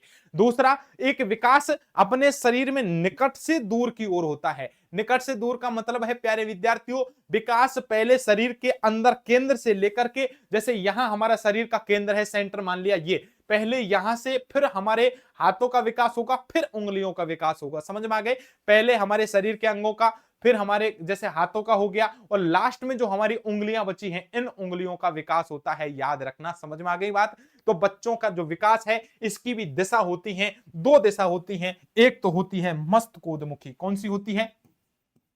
मस्तकोदमुखी, यानी इसको बोलते हैं बच्चे की जो दिशा है मस्तक से लेके पैरों की ओर होती है, और दूसरी जो दिशा होती है उसे बोलते हैं निकट से दूर या केंद्र से बाहर की ओर। केंद्र से बाहर, या इसी को बोलते हैं निकट से दूर। क्या बोलते हैं? निकट से दूर। प्यारे विद्यार्थियों याद रखना, ये दो सिद्धांत हैं। अभी मैंने बता दिए, निरंतरता का सिद्धांत, और दूसरा क्या है? आपके दिशा का सिद्धांत। प्यारे विद्यार्थियों याद रखना। इसका उदाहरण गुरुजी, उदाहरण है कि एक बच्चा पहले अपनी बाहों का उपयोग करता है, शोल्डर का उपयोग करता है, फिर अपनी कलाई को मोड़ने लगता है, और अंत में उंगलियों को ऐसे भी चला देता है। इसका मतलब एक बच्चा सबसे पहले उंगली नहीं चलाता, पहले अपने कंधों को चलाता है, फिर हाथों को फेंकना सीखता है, और लास्ट में उंगलियों को चलाना सीखता है। यानी विकास कहां से कहां की ओर हो रहा है? एक बच्चे का जो विकास है निकट से दूर, केंद्र से बाहर की ओर। और इसका उदाहरण दे दीजिए मस्तकोदमुखी का मतलब बच्चे का पहले सिर पर नियंत्रण, फिर हाथों पर, और फिर लास्ट में पैरों पर होता है। इनके भी प्यारे विद्यार्थियों उदाहरण मैंने आपको बता दिए हैं। तीसरा सिद्धांत बता दो गुरुजी, कोई तीसरा आपको नजर आ रहा है तो? बिल्कुल मेरे भाई, तीसरा सिद्धांत भी नजर आ रहा है, जिसका नाम क्या है? व्यक्तिगत भिन्नता का सिद्धांत। व्यक्तिगत भिन्नता, यानी प्रत्येक जो बच्चा है वो भैया व्यक्तिगत भिन्न होता है। याद रखना, व्यक्तिगत भिन्नता का मतलब है, व्यक्तिगत भिन्नता का सिद्धांत है कि प्रत्येक बच्चा इस दुनिया में यदि जन्म लिया है तो वो बच्चा दूसरे बच्चे से अलग होगा, किसी न किसी कारण से तो अलग ही होगा। यानी बच्चे में भिन्नता पाई जाती है। एक बच्चे को समान माहौल दे दे, समान मां से पैदा हो जाए, तो भी उनमें अंतर रहता है, विकास अलग अलग होता है। याद रखना, यानी प्रत्येक बच्चे के विकास की दर अलग अलग होती है। उदाहरण, एक 10 महीने में एक बच्चा 10 महीने में चलना सीखता है, तो हो सकता है दूसरा बच्चा 14 महीने में चलना सीखे। यानी एक बच्चा जल्दी सीख जाता है तो एक बच्चा दूसरा सीखता है। ये विकास की अलग अलग भिन्नताएं पाई जाती हैं। इसको आपको उदाहरण के रूप में लिख देना था। चौथा प्यारे विद्यार्थियों, इस विकास का आप सिद्धांत लिख सकते हैं, जिसका नाम क्या है? सामान्य से विशिष्ट अनुक्रियाओं का सिद्धांत। क्या है? सामान्य से विशिष्ट। क्या है ये? सामान्य से विशिष्ट जो अनुक्रियाएं हैं, सामान्य से विशिष्ट अनुक्रियाओं का सिद्धांत। और ये क्या है, सामान्य से विशिष्ट अनुक्रियाओं का सिद्धांत क्या है, ये सामान्य से विशिष्ट अनुक्रियाओं का सिद्धांत है कि बच्चे सबसे पहले सामान्य प्रतिक्रियाएं देते हैं, फिर विशिष्ट क्रियाएं देते हैं। सामान्य क्या होती है, विशिष्ट क्या होती है। एक छोटा बच्चा जब किसी चीज को पकड़ता है तो सबसे पहले पूरे शरीर का जोर लगाता है, लेकिन जब बड़ा हो जाता है तो वह केवल अपनी उंगली का उपस्थित पेंसिल को उठा लेता है। समझ में आई? दोबारा सुनो, एक छोटे बच्चे से कहेंगे उसको जब पेंसिल दिखेगी तो पहले पूरे शरीर को इसके पास ले आएगा और लाने के बाद पूरे शरीर से यूं घसीट के लाएगा हाथ से, और जब बच्चा बड़ा हो जाता है तो एक जगह शरीर को रखेगा, दो उंगली उठाएगा और पेन को उठा के दूर से अपने पास ले आएगा। इसका मतलब क्या हुआ, एक बच्चा है वो सामान्य से विशिष्ट अनुक्रियाओं का पालन करता है। यह भी आपका चौथा सिद्धांत। और पांचवा अंतः संबंध का सिद्धांत। पांचवा विकास का सिद्धांत क्या है, अंतः संबंध का सिद्धांत। और ये अंतः संबंध का सिद्धांत क्या है, ये अंतः संबंध का सिद्धांत है प्यारे विद्यार्थियों कि विकास के सभी आयाम, चाहे शारीरिक विकास हो, चाहे मानसिक विकास हो, चाहे सामाजिक हो, चाहे संवेगात्मक हो, ये सब एक दूसरे से जुड़े रहते हैं। इसलिए आपके एक क्षेत्र में विकास धीमा है तो इसका असर दूसरे क्षेत्र पर भी पड़ता है, याद रखना। इसका उदाहरण दीजिए कि यदि कोई बच्चा शारीरिक रूप से कमजोर है, मान लिया उसका शरीर कमजोर है, तो वह खेल के मैदान में पिछड़ जाएगा, याद रखना, जिससे उसका सामाजिक विकास या आत्मविश्वास संवेगात्मक भी परिवर्तित हो जाएगा। इसका मतलब एक बच्चा का शरीर का ढंग से डेवलपमेंट नहीं हुआ, शरीर कमजोर रह गया, खेल के मैदान में गया, खेला, खेलने के बाद हार गया तो प्यारे विद्यार्थियों समाज उसको अलग दृष्टि से देखता है, सामाजिक विकास पिछड़ गया, बच्चे का मनोबल गिर गया, बच्चे का कॉन्फिडेंस गिर गया। इसका मतलब अब बच्चे का जो संवेग है वो संवेगात्मक विकास भी प्रभावित हो गया बच्चे का। इसी प्रकार से हम कहते हैं कि अंतः संबंध का सिद्धांत है बच्चे का शारीरिक, मानसिक, सामाजिक और भावात्मक विकास सब जुड़े रहते हैं एक दूसरे से, इसे बोलते हैं अंतः संबंध का सिद्धांत। ये 5 सिद्धांत, इनको लिखना था, इनके उदाहरण देने थे। इस तरह से आपके 10 अंक प्यारे विद्यार्थियों इस क्वेश्चन में से आपको मिलने वाले थे। कितने? 10 अंक आपको मिलने वाले थे। इसका मतलब प्यारे विद्यार्थियों याद रखना, अभी तक मैं अभी बात कर लेता हूं, लगभग आपने भैया यहां तक भी काम कर लिया तो आपका कल्याण हो गया, आधे से ज्यादा अंक आपने प्राप्त कर लिए।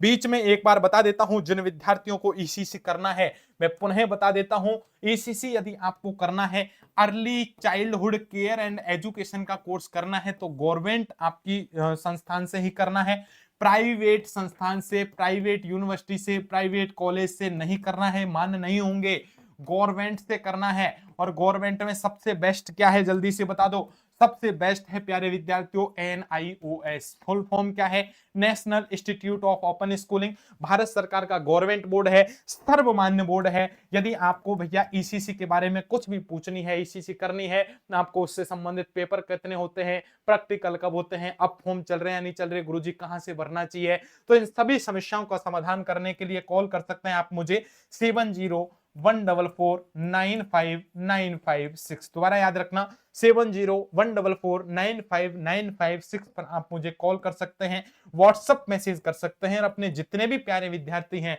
उन सभी तक इस वीडियो के लिंक को शेयर कर दीजिए ताकि उनको पता लगे कि पेपर कैसे आता है, कैसे लिखना होता है, और जो विद्यार्थी सही ढंग से उनको एक अच्छा मार्गदर्शन हम दे सके। इसीलिए प्यारे विद्यार्थियों 7014449596 पर आप हमें कॉल कर सकते हैं। चलिए क्वेश्चन नंबर 5 हमने देख लिया था। 5 के बाद क्वेश्चन नंबर 6 की ओर बढ़ते हैं। ये छठवां क्वेश्चन क्या पूछा गया कि 2 महीने से 5-6 महीने के बच्चे के पूरक आहारों जो शाकाहारी पारिवारिक पृष्ठभूमि से हैं का प्रदर्शन करते हुए एक चार्ट बनाओ। अब चार्ट तो मुझे बनाना पड़ेगा क्योंकि चार्ट बनाना पहला क्वेश्चन आया है आज का, तो इसलिए चार्ट बनाने का भैया मेरा यहां पर हक बनता है। चलो मैं बना देता हूं।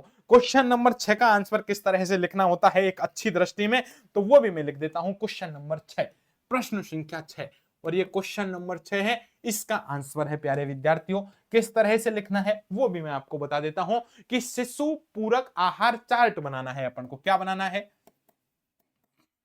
शिशु पूरक आहार का क्या बनाना है? चार्ट बनाना है। और ये चार्ट कितने से कितने? 2 से 5 या 6 माह का यदि कोई बच्चा है उसका आपको चार्ट बनाना है कि उसको क्या क्या खाना चाहिए या नहीं खाना चाहिए। चलिए कोई दिक्कत वाली बात नहीं है सर जी, ये तो हम बनाते रहते हैं तो बना देंगे मेरे भाई। सबसे पहले तो हम लिख देंगे आयु। यानी एक बच्चे की जो आयु है वो कितनी है, और आयु किस में लिखेंगे, माहों में भैया, याद रखना सबसे पहले तो। दूसरा बात, उसको मुख्य आहार क्या देना है, हमें मुख्य आहार क्या देना है उसको हम यहां लिखेंगे, मुख्य आहार। तीसरे नंबर पर हम लिखेंगे उसको लिए सप्लीमेंट्री या पूरक आहार क्या देंगे, उसको पूरक आहार के रूप में हमें क्या देना है। और लास्ट में प्यारे विद्यार्थियों उसकी कोई भी टिप्पणी होगी उस टिप्पणी को यहां लिख देंगे, ये एक चार्ट के रूप में बना देंगे। चलिए लिख देते हैं। सबसे पहले मैं लिख देता हूं प्यारे विद्यार्थियों, ये हमने लिख दिया है एक पूरक आहार चार्ट 2 से 5 महीने के लिए। अब सबसे पहले इसमें हमको क्या लिखना है, आपको लिखना है 0 से 4 महीने का, यानी 0 से 4 आपका कोई माह का बच्चा है तो उसको मुख्य आहार क्या देना है, केवल उसको बच्चे को मां का दूध पिलाना है, बच्चे को केवल स्तनपान कराना है, याद रखना। इससे ज्यादा बच्चे को ऐसा नहीं है बाहर का दूध पिला दे, नहीं, केवल मां का दूध पिलाना है। पूरक आहार कुछ भी नहीं देना है, कुछ नहीं, यानी पूरक आहार सप्लीमेंट्री, इस दूध के अलावा बच्चे को कुछ भी नहीं देना है। इसका मतलब इसकी टिप्पणी ऐसा क्यों कर रहे हैं, क्योंकि इस उम्र में पाचन तंत्र ठोस आहार के लिए तैयार नहीं होता है, बच्चा दूध के अलावा और कुछ पचा नहीं सकता है। तो लिख सकते हैं बच्चे का जो पाचन तंत्र है वो पाचन तंत्र ठोस खाद्य हेतु तैयार नहीं होता है। प्यारे विद्यार्थियों, ये इसकी टिप्पणी लिख दी, बहुत बढ़िया भाई मेरे भाई। 0 से 4 माह का बच्चा हो गया। अब हम लिख देते हैं 4 से 5 माह का बच्चा होता है उसके लिए, यानी कोई 4 से 5 माह का बच्चा है उसके लिए मुख्य आहार, वो मुख्य आहार तो यही रहेगा स्तनपान, यानी स्तनपान का बच्चे को मां का दूध पिलाना ही सर्वश्रेष्ठ है। लेकिन क्या पूरक इसके साथ साथ कुछ और दे सकते हैं, बिल्कुल। 4 से 5 वाला जो महीने का बच्चा हो जाएगा उसको फल या सब्जियों का हम तरल दे सकते हैं, फल और सब्जी, फल और जो सब्जियां हैं इनका क्या दे सकते हैं, इनका तरल दे सकते हैं। तरल का मतलब जूस दे सकते हैं, कोई भी ऐसा, जैसे मैंगो है उसका जूस दे दिया, पपीता का जूस दे दिया, समझ गए। इनका आपको तरल के रूप में इन फल और सब्जियों को दे सकते हैं। यदि इसकी टिप्पणी क्या है, यदि डॉक्टर कहे तो, खुद डॉक्टर नहीं बनना है, यदि डॉक्टर कह दे कि 4 से 5 माह का बच्चा है, एकदम सब कुछ बढ़िया चल रहा है, तो दाल का पानी, चावल का मांड या फलों का जो रस होता है वो इसको दे सकते हैं, डॉक्टर की सलाह पर। किसकी सलाह पर, यहां पर लिख सकते हैं डॉक्टर की सलाह पर। यदि डॉक्टर ऐसा कहे तो ही आपको याद रखना है, ये सारी चीजें देनी है, खुद से नहीं देनी है। इतनी बात समझ में आ गई। अब 5 से 6 माह का बच्चा है उसके लिए क्या देना है, 5 से 6 माह का बच्चा है तो लिख लीजिए 5 से 6 माह, 5 से 6 माह का बच्चा है। अब उसको स्तनपान भी कराना है, और स्तनपान यानी मां का दूध भी पिलाना है, साथ में उसको साथ साथ में पूरक आहार भी देना है। क्या देना है, पूरक आहार भी देना है। अब पूरक आहार क्या देना है, कोई भी प्यारे विद्यार्थियों, बच्चे को सूप हो गया, बच्चे को सूप पिला दिया, बच्चे को राबड़ी पिला दी, बच्चे को दलिया खिला दिया, ये सारी चीजें हम बच्चे को यहाँ पूरक आहार के रूप में दे सकते हैं। और प्यारे विद्यार्थियों, कोई भी, जैसे केला है, बच्चे को मसला हुआ केला है वो हमने यहां पर दे दिया, हमने साथ में कोई उबली हुई गाजर है वो हमने यहां पर गाजर दे दी उबली हुई, साथ में याद रखना यहां पर रागी का दलिया बना दिया, कोई भी दलिया है रागी का वो दे दिया। तो ये सारी चीजें हैं प्यारे विद्यार्थियों, यही आपको सारणी के रूप में बनानी थी। किसके रूप में बनानी थी, सारणी के रूप में बनानी थी। कोई दिक्कत नहीं है सर जी, सारणी कोई बड़ी बात है क्या, लो सारणी रेडी हो गई, हम तो बचपन से ही सारणी बना देते हैं, कोई दिक्कत नहीं है, ये सारणी रेडी लो, ये सारणी हो गई मेरे भाई, इसका मतलब कल्याण हो गया, राधे राधे। इतना भी यदि कोई विद्यार्थी करके आ गया तो भैया उसका कल्याण हो जाएगा। भैया इसी को बड़े क्रम में, इसी को थोड़ा सा विस्तार से आराम से आप लिख सकते हैं। आप तो वो लोग हैं जो आप गाय पर निबंध लिखते थे प्यारे विद्यार्थियों, तो गाय पर भी गाय माता को पता नहीं होता था, वो सारी चीजें आप खुद लिख के आ जाते थे। समझ में आ रही है मेरी बातें, इसलिए इस तरह से सारणी में इसको बंद कर देना था। अब मैं इसको इसी तरह से छोड़ रहा हूं ताकि आपको स्पष्ट दिख जाए, कोई तरह की दिक्कत नहीं आए। समझ में आ गई क्या मेरे भाई, इसके आगे और विस्तार से लिख देना। तरल पदार्थ मूंग की दाल का पानी होता है, उबले हुए चावल का पानी जिसे मांड बोलते हैं, ये तरल के रूप में जाने जाते हैं। फलों की जो प्यूरी होती है, अच्छी तरह से कोई पका हुआ फल है, मसला हुआ केला है, मसला हुआ सेब है या पपीता का रस है, ये सब फलों की प्यूरी के रूप में जाना जाता है। सेब को हल्का सा उबाल कर मैश कर लें तो प्यूरी कहलाता है। आगे तो आप सब माहिर हैं, मुझे पता है आपने इसी तरह से 10वीं 12वीं परीक्षाएं पास करी हैं। सब्जियों का सूप, गाजर लौकी कद्दू को उबाल लें, उसको छान लें, छानने के बाद प्यारे विद्यार्थी उनका सूप रेडी कर लें। अनाज रागी का आटा या चावल के आटे का पतला घोल पका हुआ होता है, इस तरह से आप दलिया बना सकते हैं। ये सारी चीजें आप लिख सकते हैं, कोई तरह की दिक्कत नहीं है। और इस तरह से प्यारे विद्यार्थियों आप सारी चीजें हैं वो विस्तार पूर्वक हमें बता सकते हैं। समझ में आ गई क्या इतनी सी बातें? चलिए चलिए चलिए मेरे भाई, यहां तक काम हो गया तो आपका कल्याण हो जाएगा प्यारे विद्यार्थियों, ये बातें समझ में आपको आ जाएगी। चलिए नेक्स्ट क्वेश्चन की तरफ चलते हैं। क्वेश्चन 6 हो गया, क्वेश्चन नंबर 7 की तरफ चलते हैं। आज का क्वेश्चन 7 संक्षिप्त में व्याख्या करनी है। 2 प्रश्न है, प्रत्येक प्रश्न 5-5 अंक का है, 10 हो जाएंगे। देखो पहला प्रश्न क्या कह रहा है, 1 से 2 वर्ष तक के आयु के बच्चों के किन्हीं 5 विकास के पड़ाव बताइए। 5 विकास के पड़ाव मैं आपको बता देता हूं। चलना और गतिशीलता, पहला क्या हो जाएगा, पहला विकास का पड़ाव देखो 5 यहीं लिख देता हूं। पहला है चलना, और चलना के साथ में क्या हो जाएगा, यानी गतिशीलता। इसमें क्या लिखना था प्यारे विद्यार्थियों, इसको मैं अब लिख के नहीं बताऊंगा, आपकी जो वीडियो बहुत लंबी हो जाएगी। चलना और गतिशीलता का मतलब है कि जो इस उम्र के जो बच्चे होते हैं, आपके 102 वर्ष के जो साल के जो बच्चे होते हैं, बिना सहारे के चलना शुरू कर देते हैं, सीढ़ियां चढ़ने की कोशिश करते हैं और चलते समय खिलौनों को अपने साथ खींच लेते हैं या धकेल देते हैं। इसका कारण आपके ये एक विकास का सिद्धांत तो ये हो गया। दूसरा, 1 से 2 साल के जो बच्चे होते हैं उनमें भाषा का विकास होता है। किसका विकास होता है, भाषा का विकास होता है प्यारे विद्यार्थियों। दूसरा सिद्धांत ये हो गया। क्या है भाषा का विकास सिद्धांत, जैसे वो माँ पापा जैसे सरल शब्द होते हैं उनको बोल लेते हैं, और 18 से 24 महीने की जब उम्र आती है तब बच्चे छोटे छोटे वाक्य भी बना लेते हैं, जैसे दूध दे, पानी ला, है ना, ऐसे कोशिश बनाने की, यानी भाषा का विकास उनमें होने लगता है। तीसरा, इसका 1 से 2 साल के बच्चों के भाषा विकास का सिद्धांत है नकल करना। क्या करना, कॉपी करना। यानी प्यारे विद्यार्थियों, ये जो बच्चे हैं 1 से 2 साल के, ये बच्चे बड़ों की नकल करते हैं, वयस्कों की नकल करते हैं। बच्चे वयस्कों को व्यवहार देख के उनकी नकल करना शुरू कर देते हैं। जैसे घर वालों का फोन आ गया किसी का, हम बोलते हैं हेलो कौन, तो वो बच्चा फोन ऐसे ही हाथ में लेके हेलो टॉन, इसका मतलब बच्चे कॉपी करने लग गए हैं, नाटक करने लग गए हैं। घर में मम्मी झाड़ू दे रही है तो बच्चे भी झाड़ू देने लग जाते हैं, इसका मतलब नकल करने लग जाते हैं 1 से 2 साल के बच्चे। ये भी एक सिद्धांत है, जो लाइन आप बढ़ा के लिख सकते हैं, जो मैं बोल रहा हूं वही। चौथा, निर्देशों को समझना प्यारे विद्यार्थियों, याद रखना निर्देशों को समझना। किसका, बच्चे 1-2 साल के हो जाते हैं तो निर्देशों को समझ लेते हैं प्यारे विद्यार्थियों। क्या है निर्देशों को समझना, निर्देशों को समझना इसका मतलब प्यारे विद्यार्थियों, उनसे हम कह देते हैं ना गेंद लाओ तो वो बॉल को पकड़ के ले आएंगे, हम कहते हैं बैठ जाओ तो बैठ जाएंगे, हम कहते हैं कि जाओ पानी पियो तो पानी पी लेते हैं, समझ रहे हो, हम कहते हैं कि वहां जाओ नहाना है तो बाथरूम की ओर चल जाते हैं। यानी छोटे छोटे बच्चे 1-2 साल के निर्देशों को भी समझ लेते हैं। और एक वस्तु स्थायित्व का गुण आ जाता है, सबसे बड़ा है वस्तु स्थायित्व का गुण। क्या है वस्तु स्थायित्व का गुण, 1 से 2 साल के जो बच्चे होते हैं वो समझने लग जाते हैं चीजों को प्यारे विद्यार्थियों। यानी 1 से 2 साल के बच्चे से पहले जब छोटी उम्र में थे तो वो मम्मी भी ले लेती थी उनको, दादी भी ले लेती थी, बुआ जी मौसी पड़ोस की जो आंटी सब ले लेती थी। लेकिन अब बच्चों में वस्तु स्थायित्व का गुण आ गया, अब वो अपनी माँ को पहचान लेता है, इसलिए अब दूसरों की गोद में नहीं जाता है, याद रखना। इतना ही नहीं, ये वे समझने लग जाते हैं कि चीजें अभी भी मौजूद हैं, भले ही वो छिपी हुई हो, लेकिन छिपे हुए खिलौनों को बच्चा खोजना शुरू कर देता है। इस प्रकार से 1 से 2 साल के बच्चों के 5 विकास के पड़ाव आपको चलना, गतिशीलता, भाषा का विकास, नकल करना, निर्देशों का समग्र, वस्तु स्थायित्व, इस सब में 4-4 5-5 लाइन लिख के आपको पेज भर देना था। इस तरह से 5 अंक यहां पर आपको मिल जाते प्यारे विद्यार्थियों, याद रखना। दूसरा, इसी का दूसरा प्रश्न आप देख लेते हैं। 7वें का दूसरा प्रश्न है कि प्राग विद्यालयी बच्चों के चिंतन की कोई 5 विशेषताएं लिखिए। यानी प्राग विद्यालयी जो बच्चा होता है उसके चिंतन की 5 विशेषताएं आपको यहां पर लिखनी है। तो इस प्रकार से चिंतन की, प्राग विद्यालयी बच्चों के चिंतन की 5 विशेषताएं मैं आपको बता देता हूं।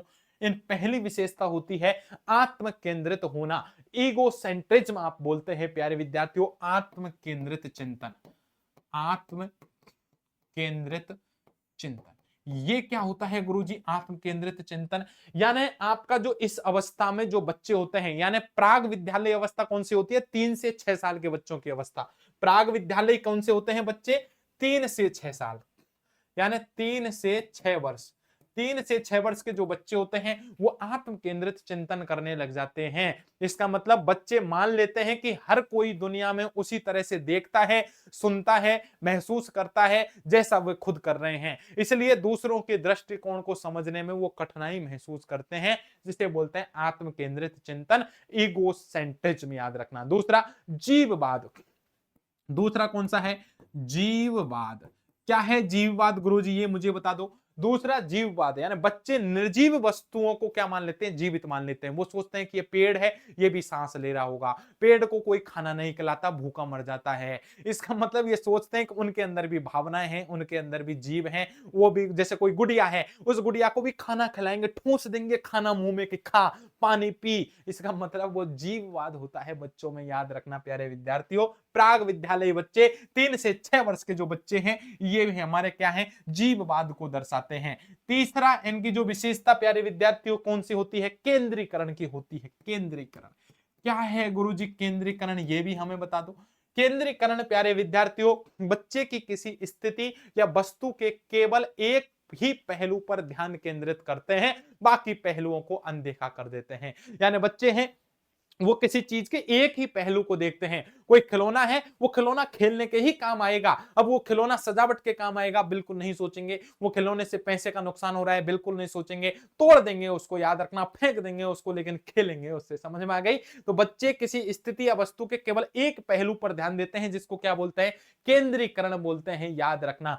बच्चों का आपके जो 3 से 6 वर्ष के प्राग विद्यालय बच्चे हैं, उनका एक चौथी विशेषता होती है अपरिवर्तनीयता।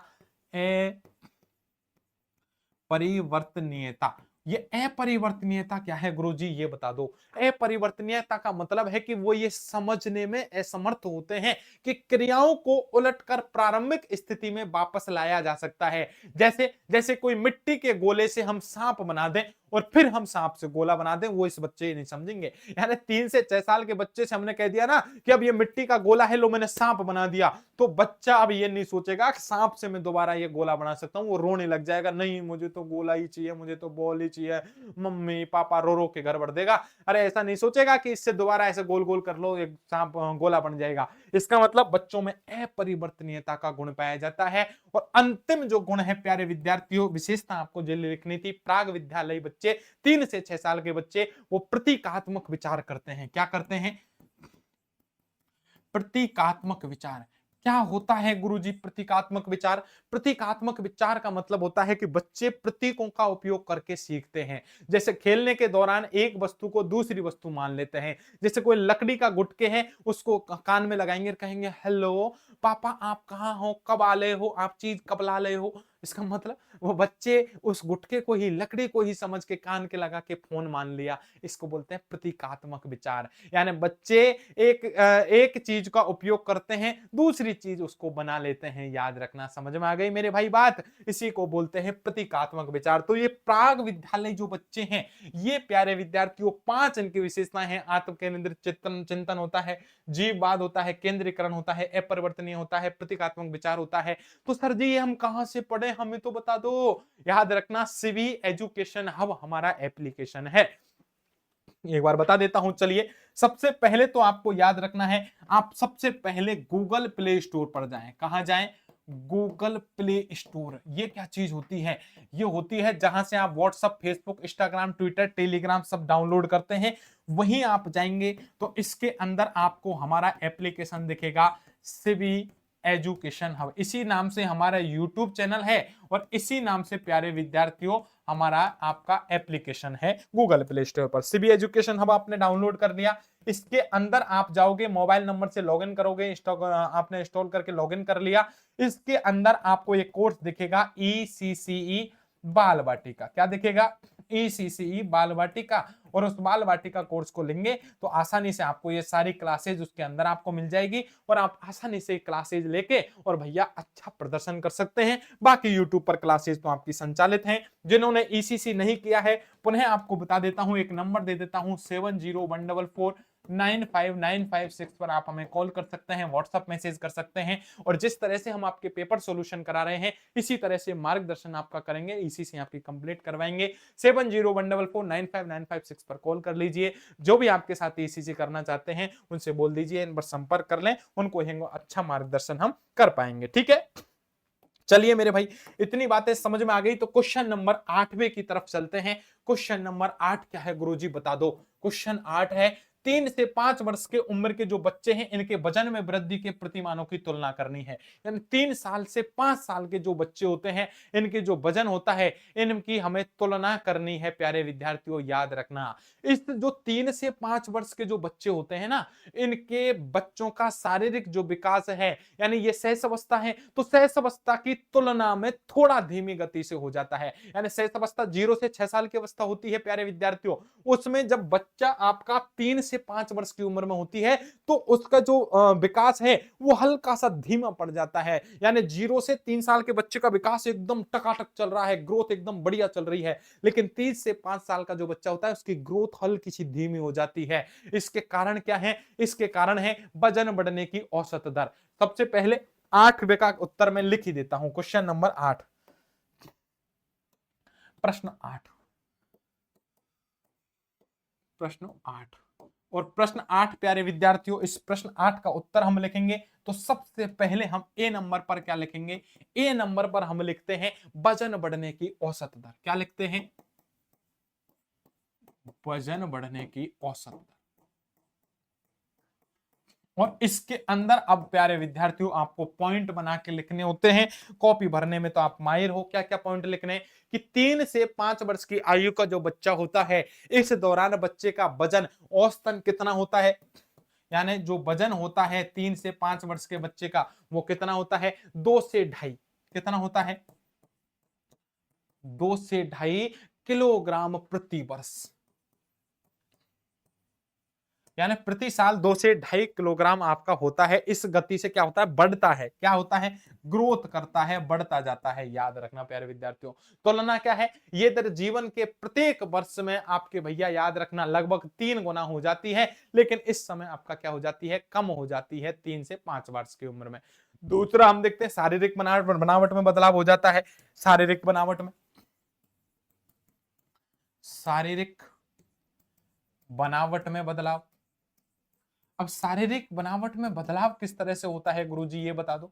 तो शारीरिक बनावट में बदलाव हो जाता है प्यारे विद्यार्थियों कि जो बच्चा होता है, तो 3 वर्ष की आयु का जो बच्चा होता है अभी थोड़ा सा गोल मटोल सा दिखता है, लेकिन उसका पेट अक्सर थोड़ा बाहर की ओर निकल जाता है, याद रखना। लेकिन 5 वर्ष की आयु का जब बच्चा होता है, 5 वर्ष में पहुंचता है, तो अधिकांश बच्चों का शरीर कमजोर हो जाता है, दुर्बल हो जाता है, लंबे हो जाते हैं। इसका मतलब उनकी मांसपेशियों का विकास हो जाता है, हाथ पैर लंबे हो जाते हैं और उनका बेबी फैट हो वो कम होने लग जाता है। ये शारीरिक बनावट में भी क्या हो जाता है? बदलाव हो जाता है, याद रखना। चौथा, WHO हम जानते हैं जो शारीरिक वजन होता है प्यारे विद्यार्थियों, उसकी भी रिपोर्ट हम देख लेते हैं। तो प्यारे विद्यार्थियों आपको याद रखना है WHO के अनुसार औसत वजन, औसत जो वजन होता है वो भी प्यारे विद्यार्थियों क्या हो जाता है? बच्चों का अलग आ जाता है, कमी आ जाती है। यानी 3 वर्ष का बच्चा है, इसके औसत वजन यदि लड़का है तो प्यारे विद्यार्थियों 14.3 किलोग्राम के आसपास होता है, और आपकी जो लड़कियां है उसका औसत वजन 13.9 किलोग्राम होता है। 4 साल के यदि कोई लड़का है तो 16.3 किलोग्राम होता है, लड़की है तो 16.1 किलोग्राम होता है। 5 साल का कोई बच्चा है, लड़का है, तो 18.3 किलोग्राम है, और 5 साल की लड़की है तो 18.2 किलोग्राम हो जाता है। ये वजन के अनुसार भी आप एक लिस्ट बना सकते हैं और उनको दर्शा सकते हैं। लिंग के आधार पर अंतर हो जाता है, लिंग के आधार पर।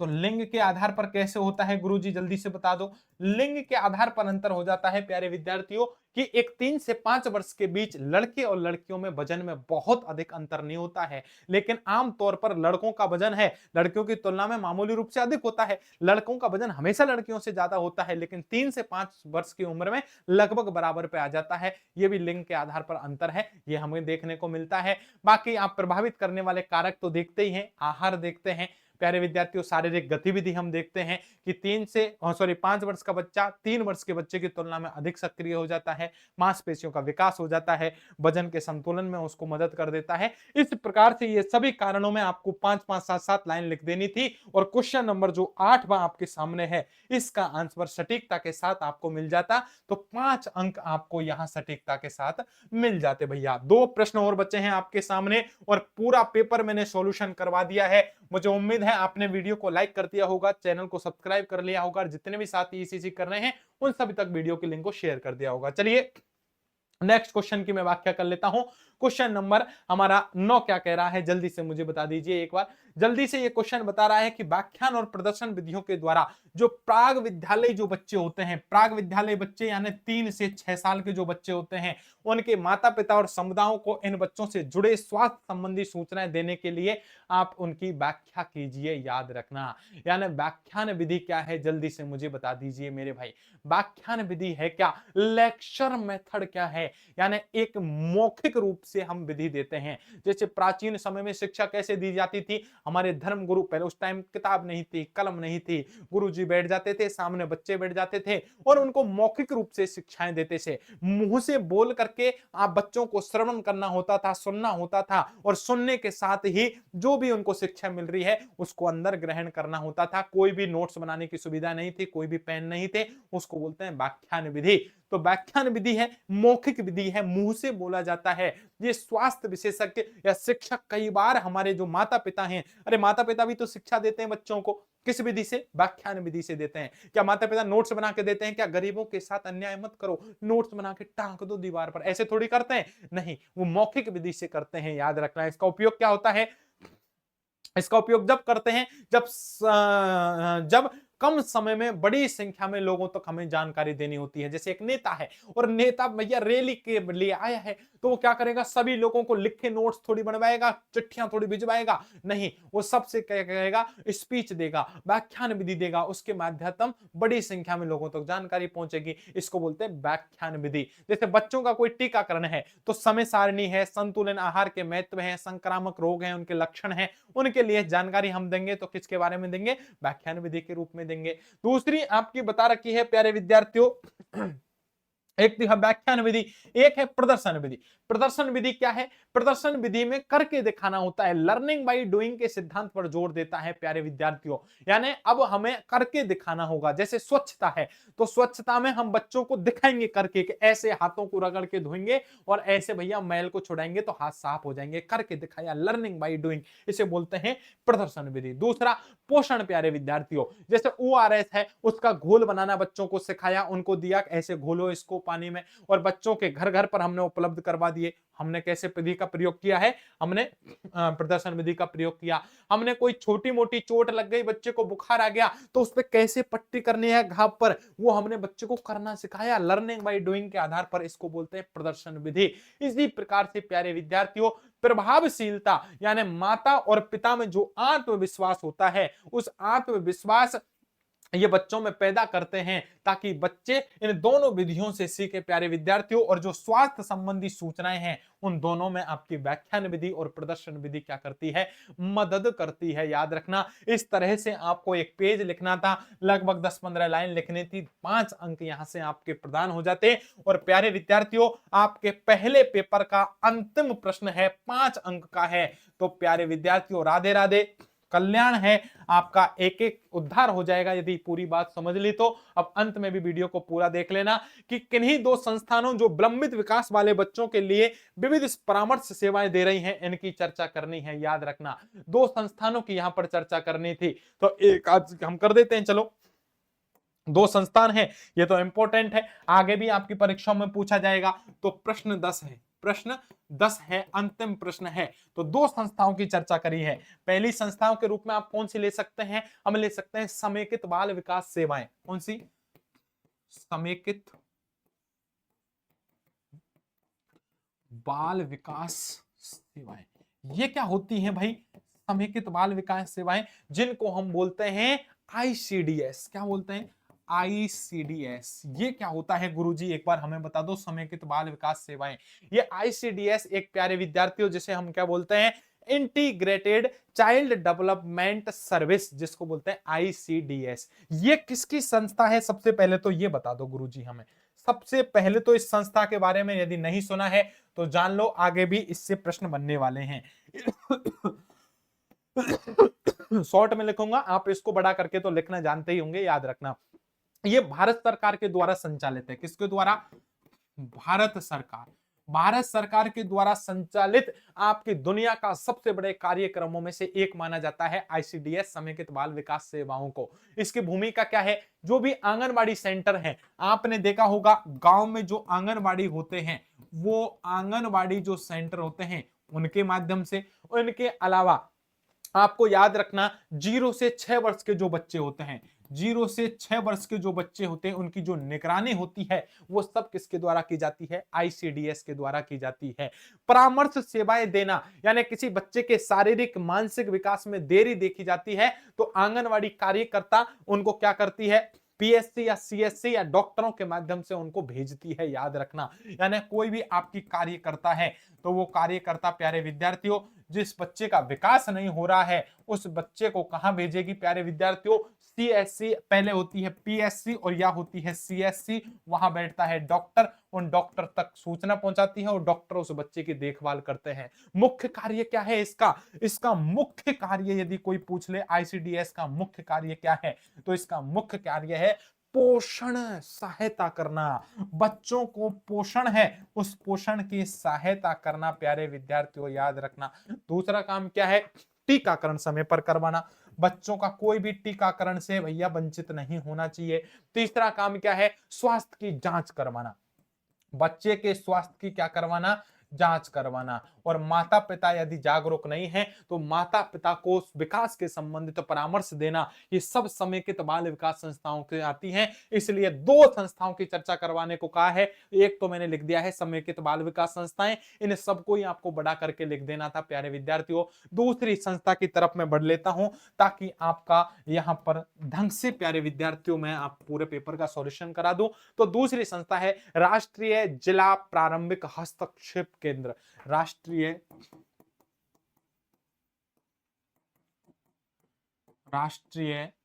जिला प्रारंभिक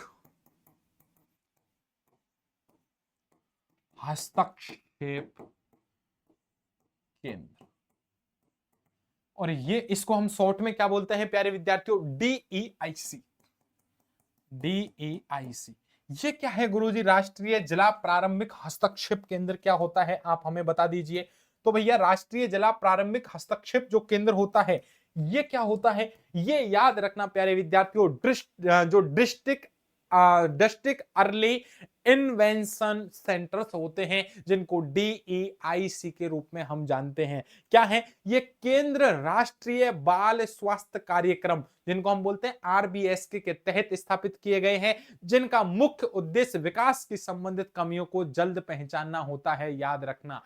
इसकी भूमिका है, इसका मतलब हम प्यारे विद्यार्थियों जो डीईआईसी होती है, इस डीईआईसी में विशेषज्ञ होते हैं। क्या होते हैं?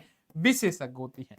अब ये विशेषज्ञ क्या करते हैं गुरुजी? ये विशेषज्ञ प्यारे विद्यार्थियों, जैसे कोई भी बाल रोग विशेषज्ञ हो गया, कोई इन डॉक्टरों में आपके विशेषज्ञ में कोई फिजियोथेरेपिस्ट हो गया, कोई मनोवैज्ञानिक हो गया, ये एक ही छत के नीचे बैठ करके सारी समस्याओं का समाधान कर देते हैं। ये एक ही छत के नीचे होते हैं, एक ही छत के नीचे। इसका मतलब क्या है? एक बच्चा है, एक बच्चे को फिजियोथेरेपी संबंधित उसको पूछना है, एक बच्चे को साइकोलॉजी संबंधित दिक्कत है, एक बच्चा है उसके बाल रोग है उसके शरीर में, तो सभी डॉक्टर अलग अलग जगह नहीं भागना पड़ेगा उसको, एक ही जगह पर एक ही छत के नीचे डॉक्टर मिल जाएंगे, इनको विशेषज्ञ मिल जाएंगे डीईआईसी की एक प्रमुख भूमिका के रूप में। दूसरा, ये एक परामर्श सेवाएं भी देता है। क्या देता है? परामर्श सेवाएं। कैसे देता है गुरुजी परामर्श सेवाएं, आप हमें ये बता दीजिए। परामर्श सेवाएं यानी ये केंद्र है उन बच्चों के लिए रेफरल हब के रूप में काम करता है। रेफरल हब क्या है गुरुजी? रेफरल हब ये हमें बता दो। तो रेफरल हब प्यारे विद्यार्थियों याद रखना, रेफरल हब जिनमें जन्म दोष पाया जाता है, बीमारी पाई जाती है, विकास संबंधित कोई बच्चे में देरी हो रही है, कोई देरी से बोलना सीख रहा है, देरी से चलना सीख रहा है, तो उनके लिए परामर्श देता है राष्ट्रीय जिला प्रारंभिक हस्तक्षेप केंद्र। और इसका मुख्य काम क्या है याद रखना। यदि कोई आपसे पूछ ले कि मुख्य कार्य क्या है गुरुजी, एक बार ये बता दो, तो इसका जो मुख्य कार्य है बच्चा याद रखना, बच्चों का परीक्षण करना। क्या? बच्चों का परीक्षण, बच्चों का परीक्षण करना पहला इसका मुख्य कार्य है। दूसरा, स्थिति के अनुसार थेरेपी प्लान बनाना, यानी बच्चों के थेरेपी प्लान बनाना। थेरेपी प्लान बच्चों के बनाना होता है प्यारे विद्यार्थियों, थेरेपी प्लान का निर्माण करना होता है। और तीसरा, आवश्यकता पड़ी तो उच्च चिकित्सा संस्थानों में बच्चों को ट्रांसफर कर दिया जाता है। याद रखना, आवश्यकता होने पर, आवश्यकता होने पर बच्चों को उच्च चिकित्सा संस्थान भेजना, ये इनका प्रमुख क्या होता है भैया? कार्य होता है। दो प्रमुख सेंटर की चर्चा करनी थी प्रश्न 10 में। पहला, समेकित बाल विकास सेवाओं आईसीडीएस की चर्चा कर दी, और दूसरा डीईआईसी राष्ट्रीय जिला प्रारंभिक हस्तक्षेप केंद्र की हमने चर्चा कर दी। और इस प्रकार से विधि विधान से जो हमारा पहला पेपर जो हमारा ईसीसी में पूछा जाता है, वो विधि विधान से 10 प्रश्नों के आंसर किस तरह से लिखने थे वो मैंने आपको बता दिए। यदि इसी नियम का आपने फॉलो किया तो प्यारे विद्यार्थियों, ईसीसी का अभी तो पहला पेपर है, दो पेपर और बच रहे हैं। हर साल 3-3 पेपर होते हैं, उनका अभी 2 का और सॉल्यूशन करवाऊंगा, फिर और करवाऊंगा, आप निश्चिंत रहें। तो जो फर्स्ट पेपर था प्यारे विद्यार्थियों, ये आपके सामने early childhood care and education, जिसको हम बोल सकते हैं अंडरस्टैंडिंग द चाइल्ड, यानी प्रारंभिक बाल देखभाल एवं शिक्षा शिशु को समझना। इस तरह से यदि आपने काम किया तो 70 में से 70 अंक आपके आने वाले हैं प्यारे विद्यार्थियों, एक भी अंक आपका नहीं कटेगा। किस तरह से आपको लिखना था प्रत्येक प्रश्न का आंसर वो मैंने आपको बता दिया, इसलिए आप घबराना नहीं है। प्रत्येक विद्यार्थी जो ईसीसी कर रहा है उन तक इस वीडियो के लिंक को शेयर करना है। किस तरह से आपको लिखना है वो सारी चीजें मैंने आपको लिख लिख के बताई हैं प्यारे विद्यार्थियों, याद रखना, आराम से देख लीजिए। किस तरह से पहले प्रश्न का आंसर आपको दिया, दूसरा, तीसरा, चौथा, इसका मतलब हमने आपको यह सिखाया है कि किस तरह से कॉपी में आपको लिखना है ताकि आपके अच्छे मार्क्स यहां पर आए। तो पुनः मैं आपको बता देता हूं, आज हमने ईसीसी डिप्लोमा का ओल्ड पेपर है जो कि अप्रैल 2025 में हुआ, इसका एक सॉल्यूशन करवाया। पूरे 70 अंक का था पेपर, और 70 अंक प्यारे विद्यार्थियों उसका सॉल्यूशन किस तरह से लिखना था वो मैंने आपको बताया। यानी ईसीसी में इस तरह के आपके प्रश्न आते हैं। तो पुनः प्यारे विद्यार्थियों आपको बता देता हूं, जिन विद्यार्थियों ने ईसीसी नहीं की है वो पुनः प्यारे विद्यार्थियों ईसीसी कर लीजिए। प्राइवेट संस्थानों से नहीं करना है, गवर्नमेंट संस्थान से करना है। एनआईओएस भारत सरकार का गवर्नमेंट संस्थान है, national institute of open schooling, इससे कर लीजिए। एक होता है इग्नू IGNOU, इसमें प्यारे विद्यार्थियों लफड़े ज्यादा हैं। कभी वीडियो बनाओ, कभी प्रैक्टिकल फाइल बनाओ, उनको पेन ड्राइव में डाल के इग्नू के हेड ऑफिस भिजवाओ, इसलिए बच्चे फेल हो जाते हैं। इग्नू में 98% बच्चे, मैं कभी सजेस्ट नहीं करता। एनआईओएस से कर लीजिए, गवर्नमेंट का है, 100% वैलिड है। फिर भी किसी बच्चे को कोई दिक्कत है तो 7014495956 पर हमें कॉल कर लीजिए, व्हाट्सएप मैसेज कर लीजिए, आपकी समस्या का समाधान कर दिया जाएगा। तो प्यारे विद्यार्थियों, उम्मीद है आपको पूरा पेपर समझ में आया होगा। तो अंत में चलते चलते आप सभी वीडियो को लाइक कर दीजिए, चैनल को सब्सक्राइब कर दीजिए, और जितने भी आपके साथी हैं उन सभी तक इस वीडियो के लिंक को शेयर करना मत भूलिएगा। अभी लेता हूं आपसे विदा, मिलता हूं नेक्स्ट वीडियो में। तब तक के लिए आप सभी को नमस्कार, सभी को राधे राधे, जय हिंद, जय भारत दोस्तों।